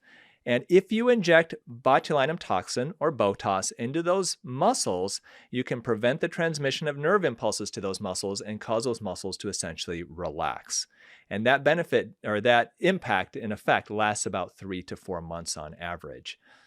Where it doesn't treat, however, are static wrinkles that are caused more by just gravity. And so the nasolabial folds, which are the wrinkles going from the sides of the nose to the corners of the mouth, are dynamic wrinkles. Botox doesn't do anything for that because they're not actually caused by muscles. And so the controversy is that Botox, botulinum toxin, is a real toxin created by a bacteria that if you inject it in even minute amounts into a person, you can kill them. But if you inject it in the tiniest little amounts in the right location, you can improve wrinkles. Now, where some holistic health practitioners have issues with it, and I tell you, I go to holistic conferences. I have a lot of friends of mine. So many of our friends and colleagues, people who've been on your show, They all use do Botox. Botox. Yeah. And you may be able to spot it when you're sitting across this table from them. And some of them, I've seen a trend recently in the last couple of years, some of them come on and say, hey, listen, I do Botox and I still do all the other health things that are there. And it's not an issue for me. And I appreciate that transparency. That's the society that everybody wants to live in. They want you to do whatever you want to do. Just be honest about it. Don't say that it was this supplement that you started taking, you know, if you're taking it's the Botox. lying is the problem here. So it's addictive, not that there's a true addictive component to it, but because you see the results usually within like a week or so, and those results can be pretty impressive. And the act of actually having the treatment done is not that painful. I mean, when the pandemic hit and I found myself in an empty office, I opened up my fridge one day and I'm like, oh crap, I've got a $600 vial of Botox sitting here that's been barely used. And I have no patients. I have no employees. Like, what do I do with this? So I'm like, well, I guess I'll just inject into myself. And so that was the first time I ever actually put a needle into my own body. I'm like, well, there's nobody here to inject me. It's literally $600 is going to go down the drain. And so I actually injected, and I only do a little bit. I do it like right between my eyebrows. The key with Botox, number one, you want to make sure that you have it done at a reputable place. And number two, less is often more, you know? And so really, if you're going to consider doing something like that, start small. The best place to start it usually are the frown lines between the eyebrows, maybe the crow's feet. Where you want to be careful with is in the forehead. And that's where people can really look funky. Because if you've got horizontal wrinkles in your forehead, yes, Botox can smooth those wrinkles out. But the problem is it can also impact how your eyebrows look, you know, and you can kind of see this kind of Spockization of eyebrows in Hollywood sometimes from Botox, because if you cause certain parts of the muscles not to work and other parts actually can work, can actually make up, and they start working even more because parts of the muscle are paralyzed, then that can cause these eyebrows to look all funky and you look like Cruella de Vil and all that type of stuff. Wow. Okay. So less is more. It's one of the most highly used treatments, you know, for skin out there in the world. Right now, the big fear and concern that people have that there would be other damages just has not been shown. So there are studies, there are rat studies that have shown that if Botox is injected into the facial muscles of rats, you can actually find minuscule amounts of it in the spinal cord fluid. And that was something that has been very concerning when we've seen the results of that study. The big question is, are there any systemic concerns regarding that? And we have not found any so far. You know, I have in my office, we have injected literally, I mean, in the last 20 years, probably at least 20 to 40,000 injections of Botox. We have not had one single serious complication from all those injections, not one. The worst that we've seen is a temporary droopy eyelid. If you inject it too close to the eyelid, it can spread a little bit. And if it spreads to the mechanism, the muscle that opens up your eyelid, you can get a bit of a droopy eye. And that lasts a couple months at the longest. That's the worst that we've seen as far as a complication from Botox. However, to be perfectly honest, there are websites and there are support groups online of people who do believe that they have had systemic reactions to Botox, that they feel that they have had certain types of illnesses from it, similar to breast implant illness. I've really scoured the literature to try to find any data on that, and there just isn't anything. I've talked to many dermatologists. I had a friend of mine who's a holistic health practitioner, was a very prominent one in her field, and this person called me one day saying, you know, I've got these weird neurologic issues, and my doctor can't figure it out. You know, I had some Botox at one point. Do you think it could be that? And after hearing that, this was many years ago, I really went on a search to find, is there any evidence of systemic, you know, neurologic long-term issues with Botox? And I was not able to find anything. Have you seen these memes online? It's kind of like, you know, guy's skincare routine, and it shows like just like a bar soap, yeah. and then a girl's skincare routine. Obviously, it has all the different 12 things steps every morning. 12 steps. Yes. What I'd read a little bit more about this, you know, online, there is something that actually men have thicker skin. Is that true? It is true. Yeah. Yes. Do you feel that plays into part of the reasoning that women actually have to, besides, you know, the natural sort of differences in genders and what appeals to us and other stuff, that is there an actual scientific basis for why women might need to use more products because their skin may not have the same thickness as men? Is there any truth to that? There may be a little bit. I don't know that it has so much to do with thickness. There are certain factors that can come into play here. So I mentioned earlier how collagen, once women go through menopause, you start losing about 2% of the thickness of collagen every year. So I do think that after menopause, the loss of collagen does increase significantly, and that has been shown. So I think that's one part of it. The other part of it is that men have beard hair. And with beard hair, you have more vascularity. So you have more blood supply to the area. And that could also potentially play into it, because the more blood supply you have to an area in general, the more robust that body part technically is. One of the reasons why I can spot a smoker the moment they walk in my office is because of lack of blood supply. Okay. When we smoke, it constricts the blood vessels. And so we get less blood supply. That's why surgeons don't operate on smokers, or they're very cautious, because if you smoke, you constrict the blood vessels that go to a certain body part. If that body part that's been operated on does not have enough blood supply because it's been constricted, that body part can die. And it's the same thing as if you take a string and you tie it real tight around your finger, like a tourniquet. Eventually, that cuts off the blood supply. Eventually, your finger, if you don't let it go, will die. It's the same thing with smoking. So we do know that men, we have beard hair. And so that beard hair, those follicles, it does cause an increase in the amount of vascularity to that area. And that may, result in potentially, not that I know it's proven, slower aging. Okay. And you combine that with thicker skin, maybe a little more oily skin. It's different. And I'm sure hormones have something to do with it. Yeah, I think hormones play a big role. The interesting thing, Dhru, is that if I do a facelift, and I have done husband-wife facelifts, the wives' facelifts last so much longer than the husbands. And I do think it's just because of taking care of their skin. Yeah, women are so much better in general, typically. Obviously, a lot of that's changing, younger. I even see friends of mine, their kids who are now in like high school. It's like cool to like wear sunscreen and take care of your hair and take care of your face. And, all these young men have like skincare routines because they're like, wow, like I actually can stay looking good longer if I implement some of these things. And there are some negatives to social media, but that's one of the big positives in social media. There was an influencer, his name is Hiram. He's a 20-something guy. He has zero true education. Like he's not an esthetician. He's not a nurse. He's not a doctor. But gosh, probably about 7-8 years ago, he started doing reactions to celebrity skincare routines online, and he exploded in popularity. And he really, for Gen Z, was the one that put skincare routines on the map. And that's something I think that, my generation, your generation, we really didn't think about it as much, especially as men, but that generation now is thinking about it a lot more. We're going to get back to the treatments that we can do. And I want you to think about them in terms of what are the biggest bang for the buck, and we can kind of increase. You have it laid out this way in kind of your book. Mm-hmm. Yeah. What's the biggest bang for the buck of things that work, especially if somebody like, I don't have any interest in Botox. Maybe I'll do it in the future, but I do want to keep my skin healthy. Yeah. But before we get to there and we go through a bunch of treatments that you've outlined, since we're talking about skincare routine, you have one in your book. It's called the 2-minute 5-year younger skincare routine. Yes. Can you break it down? So we did this study in my office where everybody's asking like, what do I do for a skincare routine? And I said, look, for me, I like to simplify things because yes, my ancestors come from South Korea, and South Korea is famous for having like a 12-step skincare routine.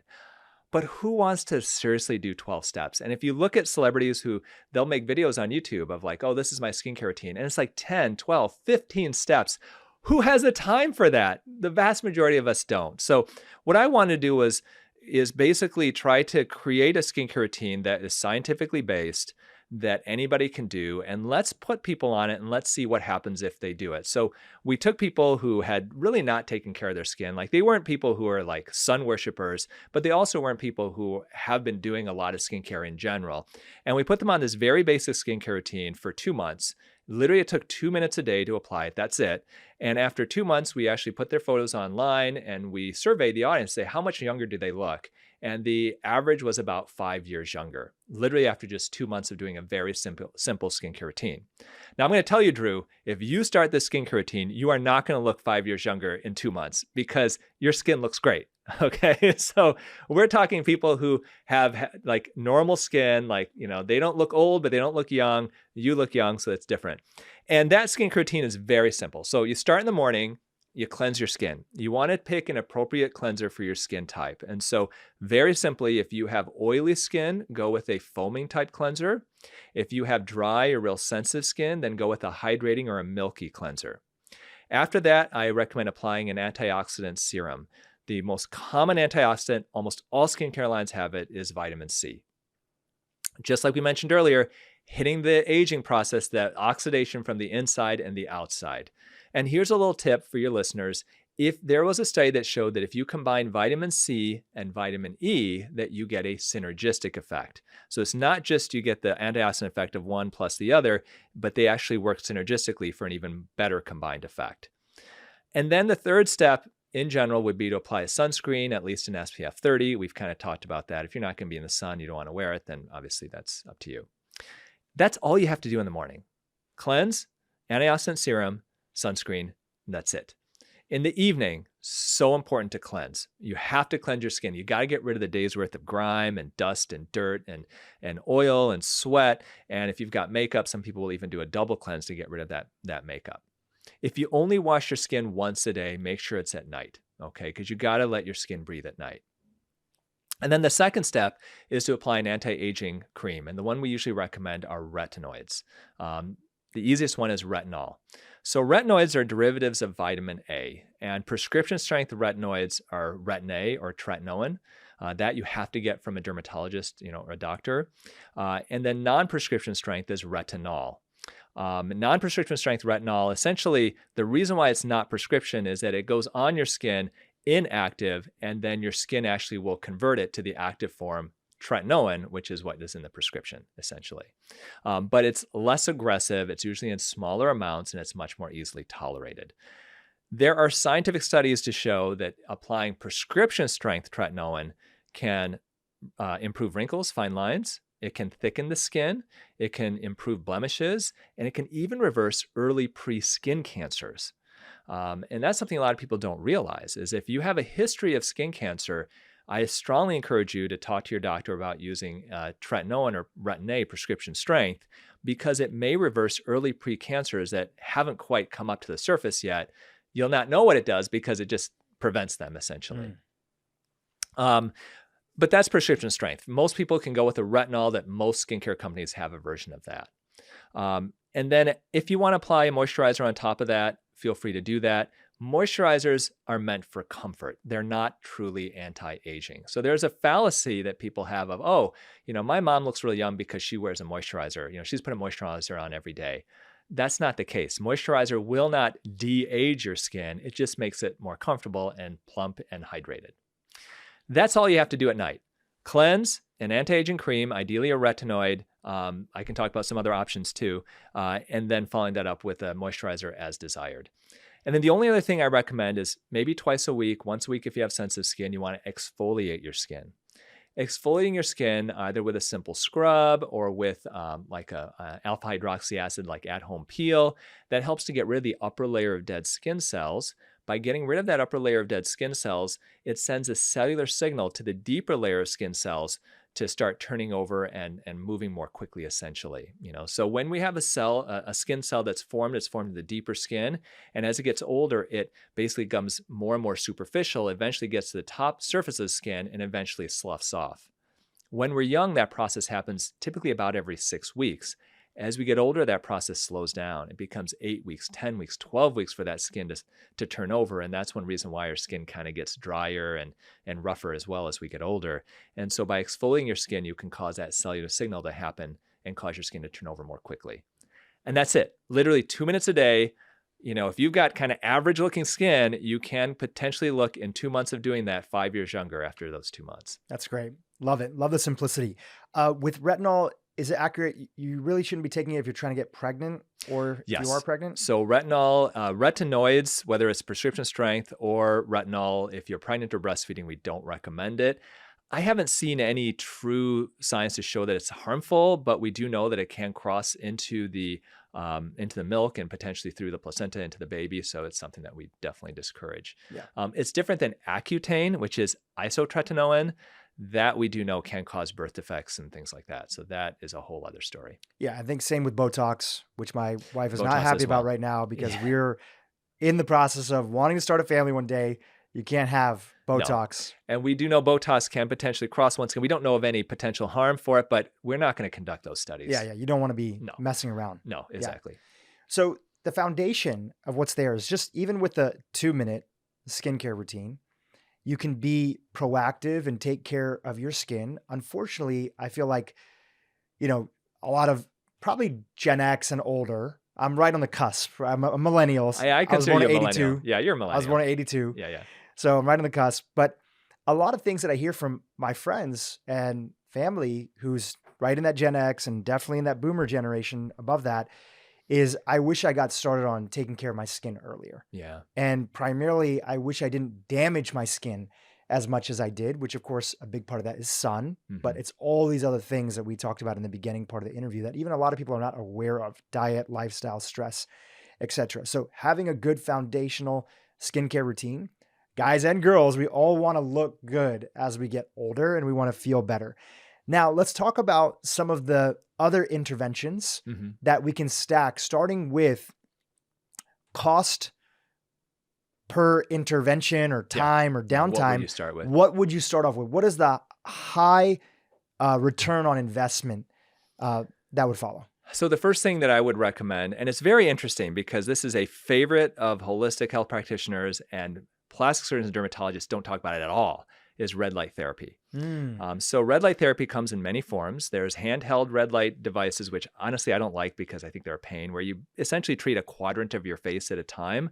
So you may do a few minutes in one quarter of your face and a few minutes in another quarter, and you move along, which to me just seems kind of onerous. There are tabletop devices, which I think are really good, where they're usually kind of rectangular and they sit on the top of a table and you just basically look into it for several minutes. Yeah, I have one of those, like a Juve light. Yeah. And so those I think are really good. And then there are full body ones that you can put your whole body into. And then there are these creepy looking mask ones that a lot of people like, where it's a mask that you put on your face that has little holes for your eyes and your nose and your mouth, and it lights up and you look really creepy wearing it, but it's kind of funny. Yeah, you look like Jason on Halloween. Yes, exactly. So all of these devices work. The interesting thing, what is the science behind it? And we don't know exactly why they seem to help. But the belief is that the red light, essentially, it's energy. Now, red lights, so for people who have not used it before, it's like laser light, but the best way to describe it, it's like a cold laser, like a laser pointer. So if you take a laser pointer and you point it at your skin, you can point at your skin for 10 hours and you're not going to cause a burn on your skin. There's no heat energy to it. The lasers that we use in our office do create heat because there's a chromophore, basically, there's a target color that they heat up. And so that's a different type of a laser than red light therapy and some of the at-home laser type devices that we use. Red light therapy is believed that the laser light from the red light, essentially the energy from that light is transferred to the mitochondria of your cells, and it helps to increase ATP production, which essentially is energy. This is the belief. I have not seen any proof that this is exactly how it works, but this is how we believe that it works. But when you actually do look at scientific studies on red light therapy for anti-aging, they are positive. There was one study that looked at 90 days that that their subjects used red light therapy for their face. And they found in 90% of them, they appeared to have an improvement in the skin tone and 80% in skin hydration. So it does appear to help. There are even split face studies where they literally treat half of the face. There was one study where they treated half the face on patients and found improvement in wrinkles and elasticity on the side of the face that was treated with the red light therapy. So there are multiple studies that do show that red light therapy definitely works for anti-aging of the skin. That's how we believe it works, but we're not 100% sure. But there is a lot of studies on red light therapy, right? I think there's over 1,000 PubMed studies that are there. So it's highly regarded as safe. And red light therapy, has been used for so many other things with recovery from injuries. And, I use it for my hair. I have a red light therapy device, a helmet for my hair that I use. So there are studies with other things. But when you look at just anti-aging of your skin, there are some, not tons, but there is scientific support to prove it. That's why I find it fascinating that dermatologists and plastic surgeons, if you go to our meetings, nobody's talking about red light therapy. It's kind of strange. It's like this weird black box that's never been opened. But it does seem to help. And so they're not that expensive. You can do this at home.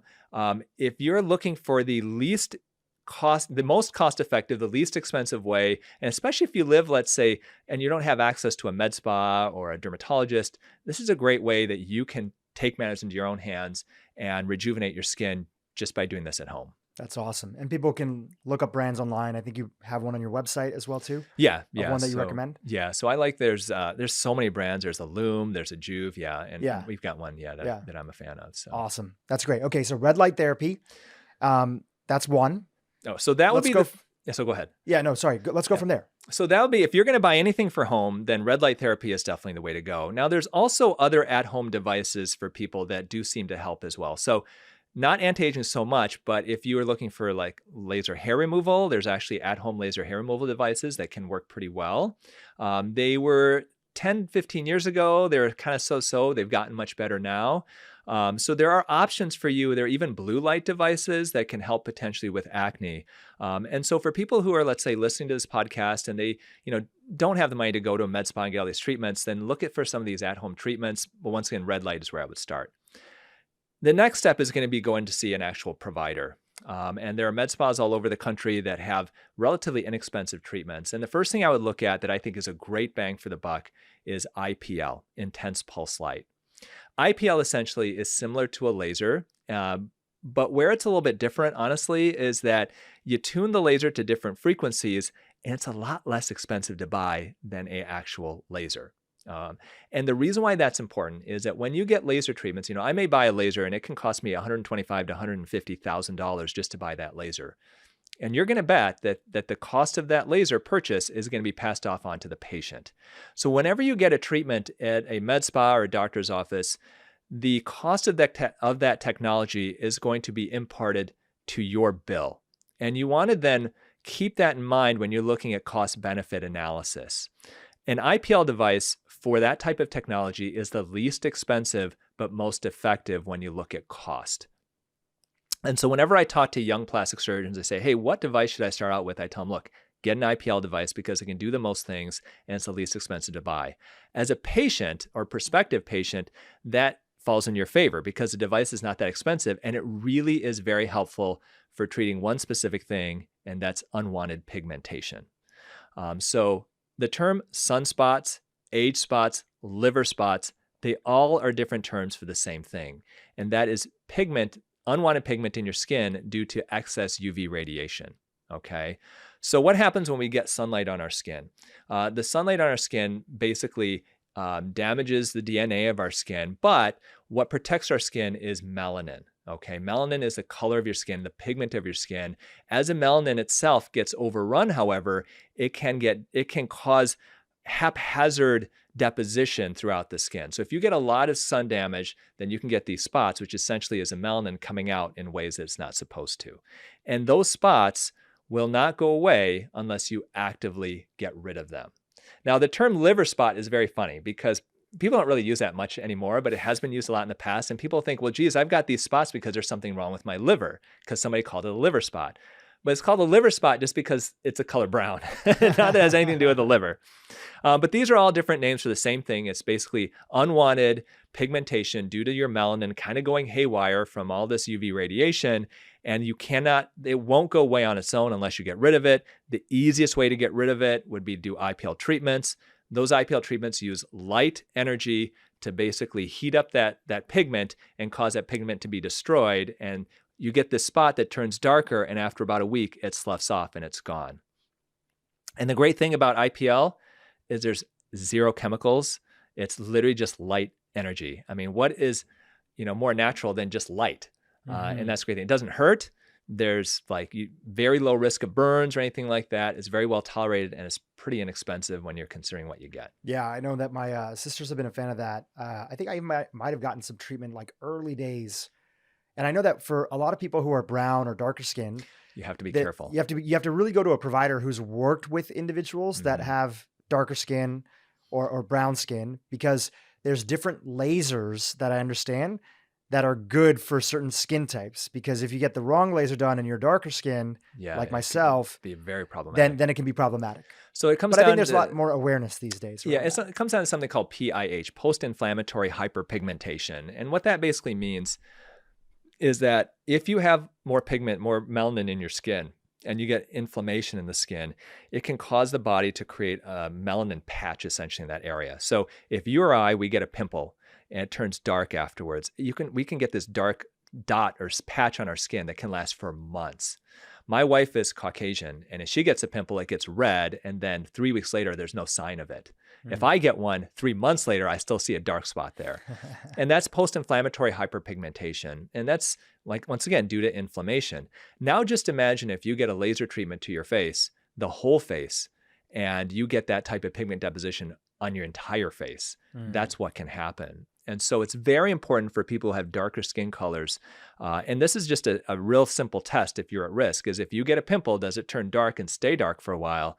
Then that says you're definitely at risk of PIH, and you have to be really careful with any type of cosmetic treatment that creates inflammation of your skin. Yeah, a lot of times providers will do a patch test on another part of the body. Yes. And then see how you respond and then decide to go from there. Yeah. And sometimes, there are certain lasers that you can do, let's say for laser hair removal, that will work for darker skin. But there are some treatments that you just can't do. And that's problematic. I get patients who come to see me who are African-American, who are Indian, and they say, hey, I want to get like a laser treatment to really, or a deeper chemical peel to really help to rejuvenate my skin. And we just don't have good options, because you don't want to create that acute inflammation that can create that pigment issue. So these lasers, they're called again IPL? So IPL is a great option for people in general with lighter skin. You can use it very sparingly once again. You want to do some patch testing if you have a little more melanin in your skin.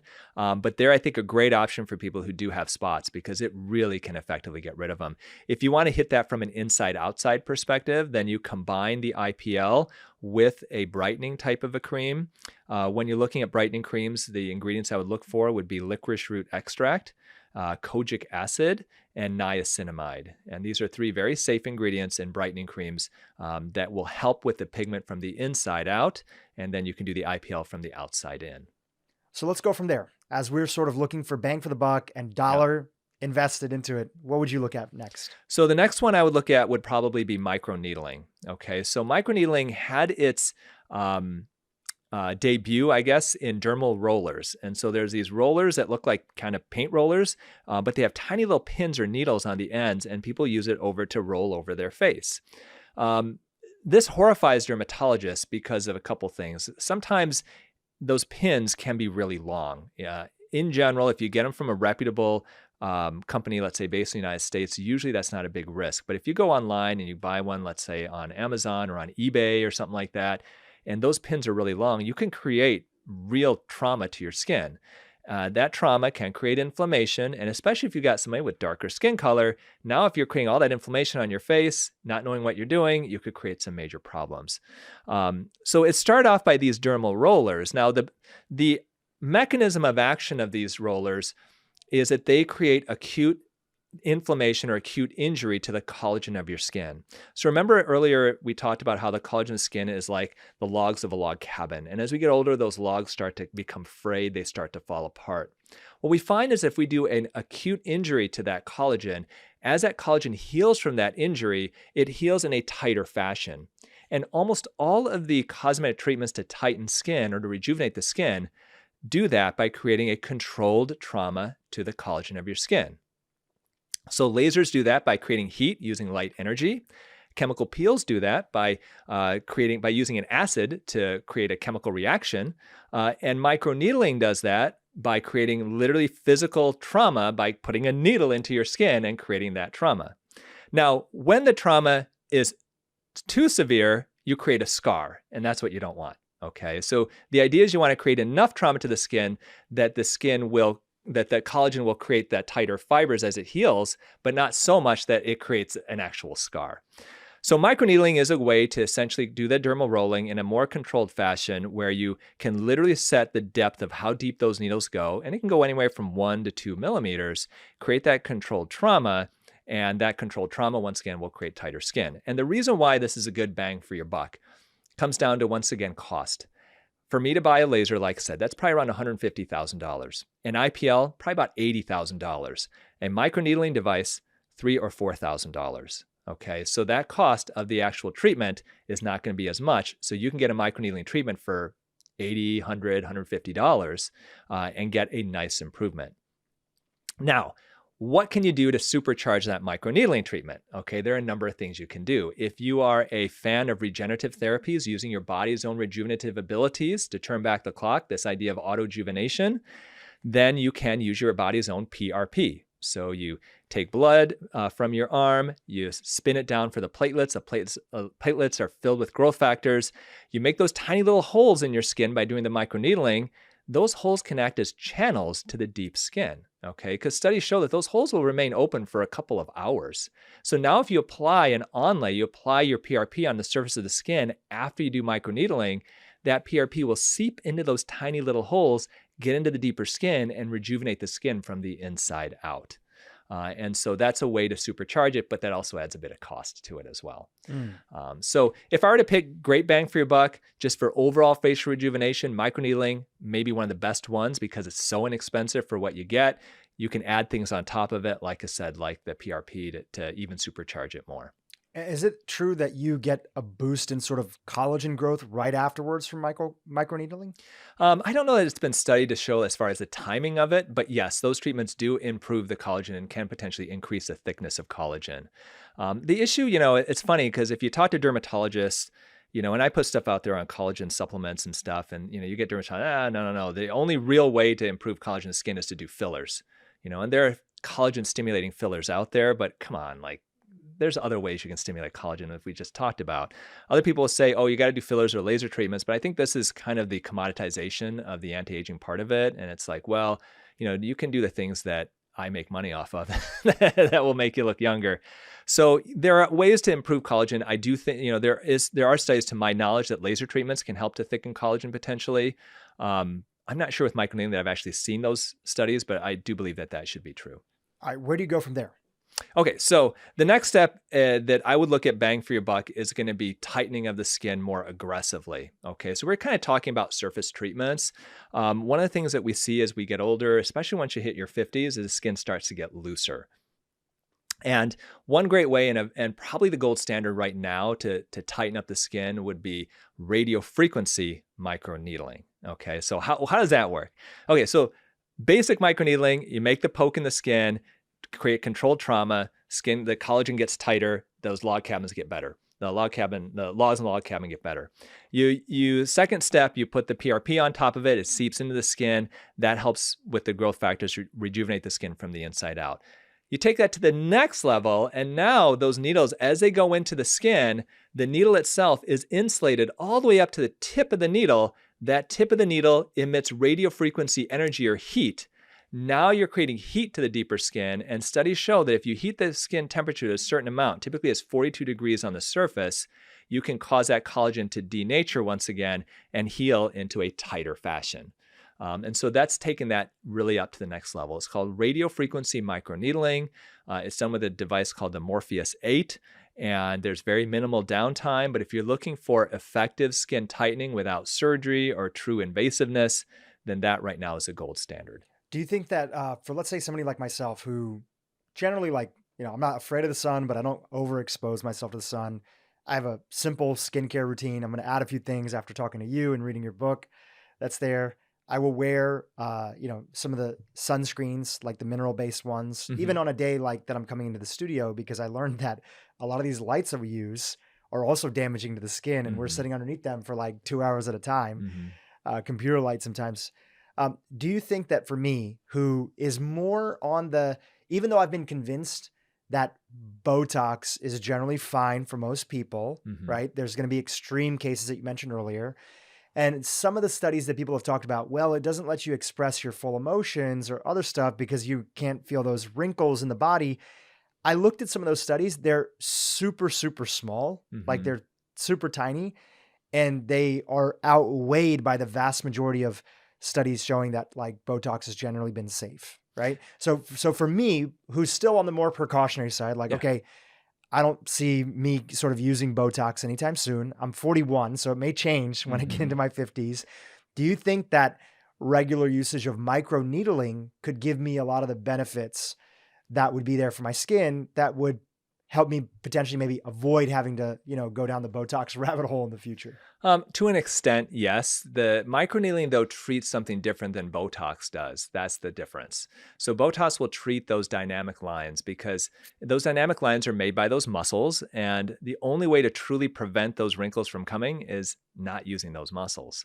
Now, there is something called muscle training where there's a story long ago, and I don't know if it's true, but supposedly Elvis prohibited Priscilla Presley from elevating her eyebrows because he did not want her to make wrinkles of her forehead. Wow, that sounds super toxic. Yes, not good. There are actual things that people do now to try to train their facial muscles not to create lines. So for example, there are certain types of facial tapes and even silicone pads people put on their forehead, on their crow's feet and areas like that. There's a belief that I think is false that will help splint wrinkles and make wrinkles smoother. I don't think that's true. There's no science that I know of to show that that's true. But there is a sense, there is a belief that I think that does make sense that you can, by putting, let's say, these one's called frownies, where it's like an adhesive that you put on your skin, typically at night, then I think that it can remind you not to create certain lines. So for me in general, I have Botox literally just right between my brows. That's it. That's the only place I get it. I wouldn't mind getting it here on my crow's feet. And I'm starting to get the permafrown that my dad and grandpa had. So if you inject a tiny bit of Botox under each corner of the mouth, it can help reverse the permafrown, which I'm like deathly afraid of having. Not Botox, but I'm deathly afraid of having the permafrown, not the Botox. But there, so the Botox will treat certain things. Microneedling is going to be more for overall skin tone and texture and overall tightness.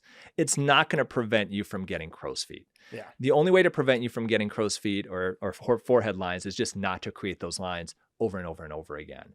And so can you train yourself not to do that? I love Jim Carrey. I think he's absolutely hilarious. As he's getting older, he's got a lot of lines. And why does he have so many lines? I think one of the reasons why is because he is so expressive. And I see patients of mine who they come in and talk to me and they're so expressive. They're always, eyebrows are moving up and down and they're making all these faces and stuff like that. Those lines are going to be built in. And, that's one reason I'm a huge fan of yoga.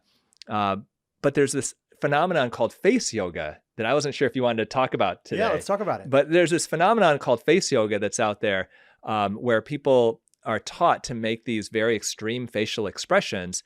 And they claim that helps to reduce the wrinkles of the face and make you look younger. And so you can see these videos of people online where they're making these just weird expressions. Things that like if you're on public doing that, people would look like, what is wrong with this person? And there's this belief then by doing that, you're going to strengthen the facial muscles and tighten them because they get droopy as you get older. And that is actually completely false. Face yoga, interestingly, there was a study that looked at face yoga and did find beneficial effects of it in one specific way. So when you're doing these facial muscle exercises, essentially is what face yoga is exercising muscles of your face, you will make the wrinkles deeper by making those expressions over and over and over again, and especially extreme expressions. But you actually do, like working out your biceps or your triceps or your pecs, you can make those muscles slightly bigger. And there are studies that show that the volume of those muscles increases. So you get a little bit of a three-dimensional volume enhancement by doing those exercises. But the negative is probably as time goes on, those wrinkles are going to get deeper. So there's kind of that trade-off. One of the things we haven't mentioned are fillers. Fillers hugely popular and throughout the country. Where we're recording here in LA, I mean, it seems like everybody on the street has filler. And years ago, back in 2004, I published one of the seminal papers in our plastic surgery literature called the volumetric facelift. And this was one of the first papers that described facial aging in 3 dimensions. And before that, plastic surgeons talked about aging in 2 dimensions. So as you age, it's gravity pulling your skin down. So you want to lift everything. So hence facelifts, brow lifts, eyelid lifts, breast lifts, all that. And this was one of the first things my old mentor in LA here, Dr. Richard Ellenbogen, taught me when I came here that was absolutely mind-blowing to me, was looking at facial aging in 3 dimensions and the fact that we lose volume as we get older. And so this paper explained how you could combine lifting in a 2-dimensional fashion with adding volume as that 3rd dimension for the most natural rejuvenation. And like anything in plastic surgery, you take an idea that has a lot of sense, makes a lot of sense. And if you apply it conservatively, it can really work well for people. But Hollywood especially, they take that and they think more is better. And now you get these pillow faces of people who are just overly plumped up and stuff.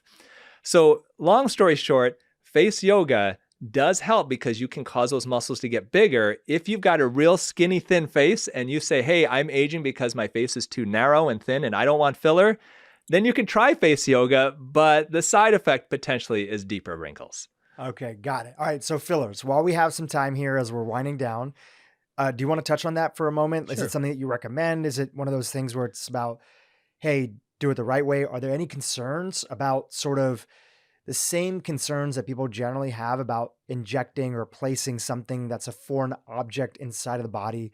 Mm-hmm. We've done episodes on breast implant illness. Yep. And how the body can develop an autoimmunity type reaction. Mm-hmm. For years, the FDA said that there was no problem. These are completely safe. And now, out of just thousands of women sort of speaking up and about their own testimonials, that the tide has turned a little bit. So do fillers work? Do you recommend them? And is there any sort of long-term concerns with sort of injecting a foreign object inside of your body? So yeah, fillers are the number 2 most popular cosmetic treatment in the country. The fillers started off with collagen. So this was back before your time. There was an actress named Barbara Hershey who was in a movie called Beaches, and she got a lot of flack because reportedly she had collagen injections into her lips prior to this movie. Collagen was popular in the 90s. Typically, that was kind of when it was real popular as the only filler that was available. But the problem with collagen, injectable collagen, is that number one, for most of the time when we had it available, you had to do skin testing to make sure you didn't react to it. And number two, it went away very quickly. It only lasts maybe 2 or 3 months. And so hyaluronic acid fillers started to become popular in the early 2000s, and they have been very popular ever since then. Hyaluronic acid is a naturally occurring moisturizer of the skin. And now the benefit of hyaluronic acid filler mainly is that it can be very adaptable. So there are certain hyaluronic acid fillers that are very thin and can be used in parts of the face that have thinner tissue, like let's say under the eyes. And then there are other types of hyaluronic acid fillers that are very thick and have a lot of stiffness to them, where they can create actual contours, like putting it into the cheeks. And the main benefit of HA filler, hyaluronic acid filler, is that it is completely reversible. There is an enzyme called hyaluronidase, where if you inject it into an HA filler, it can cause that filler to melt away, some of it immediately. So once again, I wrote this paper back in 2000, co-wrote it back in 2004. The idea that adding volume can be beneficial.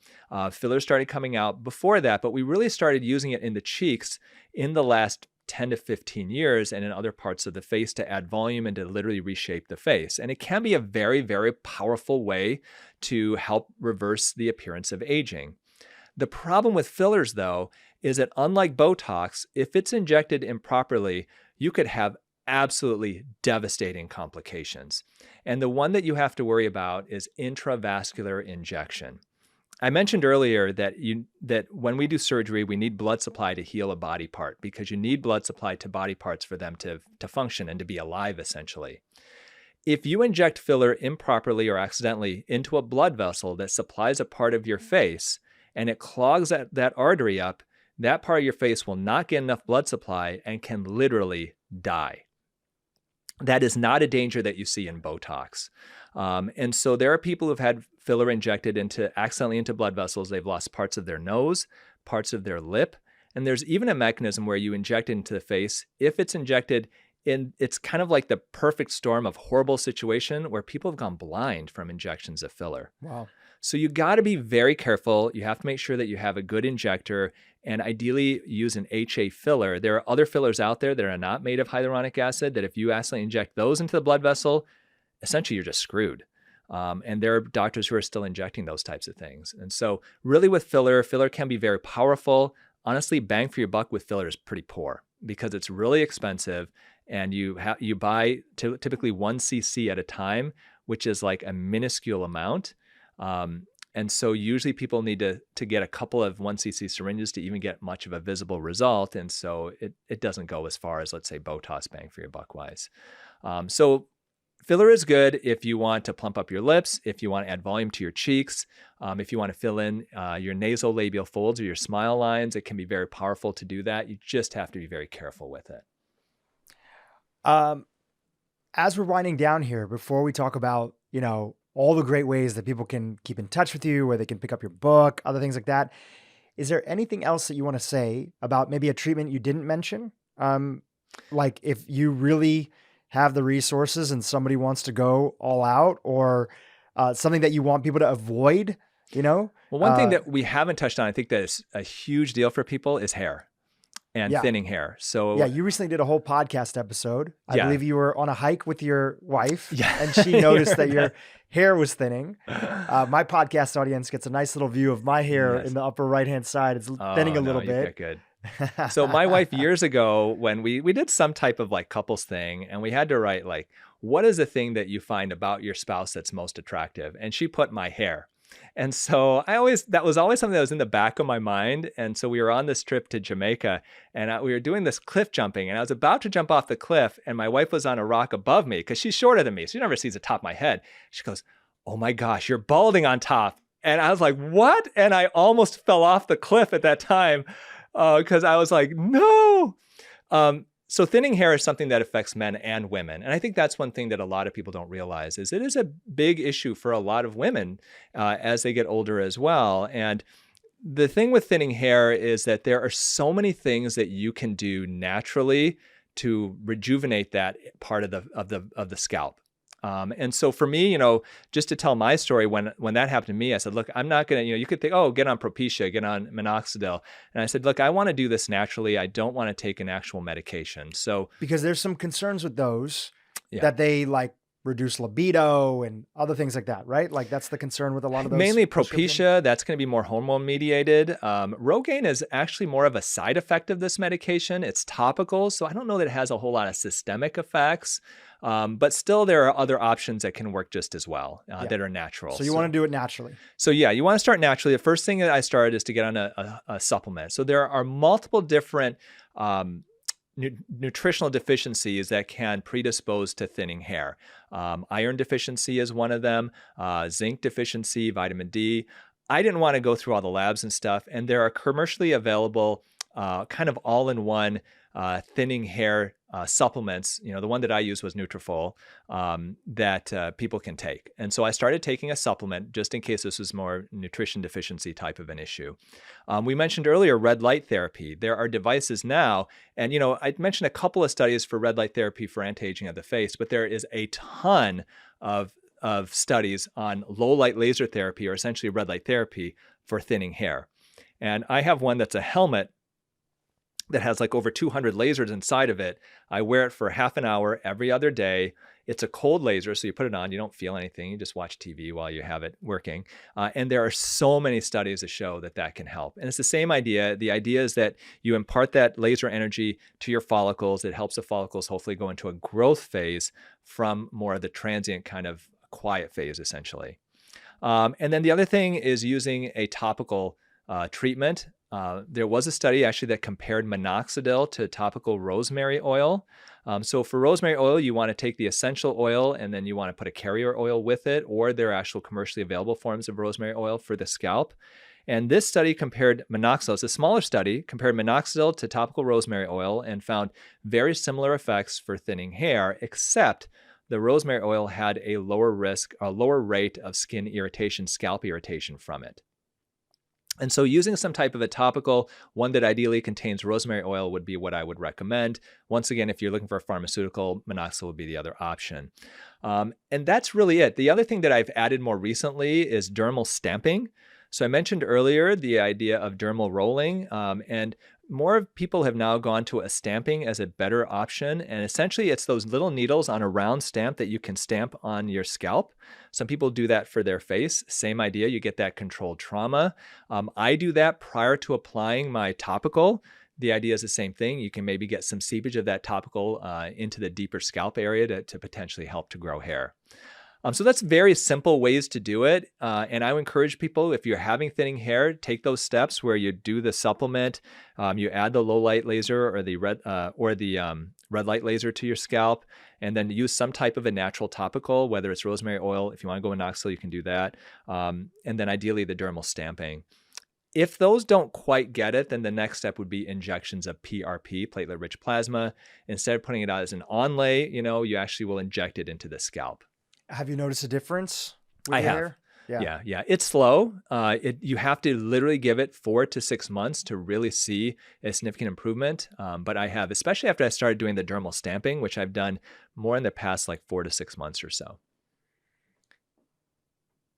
As we wind down here, anything that you want to say about sort of the topic of, beauty kind of gotten out of control, or the obsession?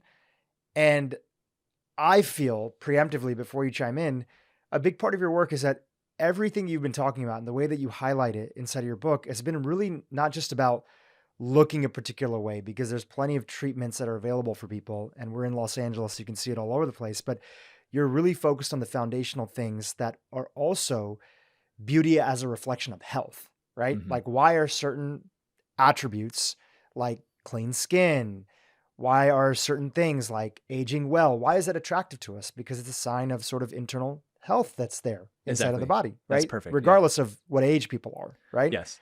Do you want to expand on that a little bit?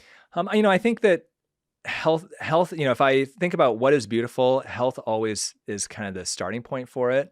But at the same time, one of the things that I'm really very cognizant of on social media, and I've got a big social media following, as you mentioned, is that I do believe strongly that there's beauty in everybody. And, just for example, there was a video that a wedding dress company posted, and it was basically it was women who were modeling a wedding dress, and it started out with extra, extra small, and then it went all the way up to a triple XL. And each of these women modeled it, and they had big smiles on their faces, and they felt beautiful. They looked like they did. And I actually, as a physician, I look at it one way, but as a human being, I look at it a different way. As a human being, I looked at this and I thought, how awesome is it for women of all different sizes and shapes to feel beautiful? I think we all deserve to feel beautiful no matter what. Interestingly, I posted this video just as I think it's empowering for people, because I think there's beauty in everybody. And I had so much hate on this video. There was a plastic surgeon, actually, a real plastic surgeon, who commented that overweight women are, what did he say? He said that they are displeasing to the male eye, and that overweight women are disgusting and they need to change. Wow. And I would never, it was this long diatribe. From a physician, now you and I, we are in the job of helping people to be healthier. And people got mad because they said, you're a physician. Why aren't you telling these women that they need to lose weight, that they're unhealthy? They're not beautiful, they're unhealthy. And the fact is that there are so many people out there, if you are listening to this and you are overweight, you don't need me to tell you that you're overweight. You don't need me to tell you that being overweight can create many potential health issues. You know that. But how many people are out there saying that you are beautiful inside and out, and that making simple changes to your health can help you feel even more beautiful? And I think that's, for me, the key is that, it's all about positivity. I think there's so much negativity out there, and as physicians and as healthcare influencers, we have a lot of power to shape this discussion. And so for me, just being a simple doctor going out there saying, you know what, you're beautiful. And yes, if you want help to get healthier, I'm here for you. But it does no good, I feel, to make them feel even worse about themselves. So true. And so that's kind of, for me, that's what my big thing is that, my book is written for everybody. It's written for people who are biohackers, who are really focused in on their health, but it's also written for those people who, live in the quote unquote flyover states, who laugh along with some of my videos, who really don't know a lot about how the physiology of how the food they eat can really be impacting their skin and their health. And if I can help them to make small changes in their lives to feel better about themselves, then that's a privilege, and that's, I guess, the way I look at it is none of us are perfect. I mean, I'm here in California. I come here many times a year, and every once in a while, I just got to stop with my kids to In-N-Out because they love it. And and as I put in the book is like, you may see me there and I'm not going to be there looking at you eating it. But if I eat it, then you know what, this is life and you got to enjoy life.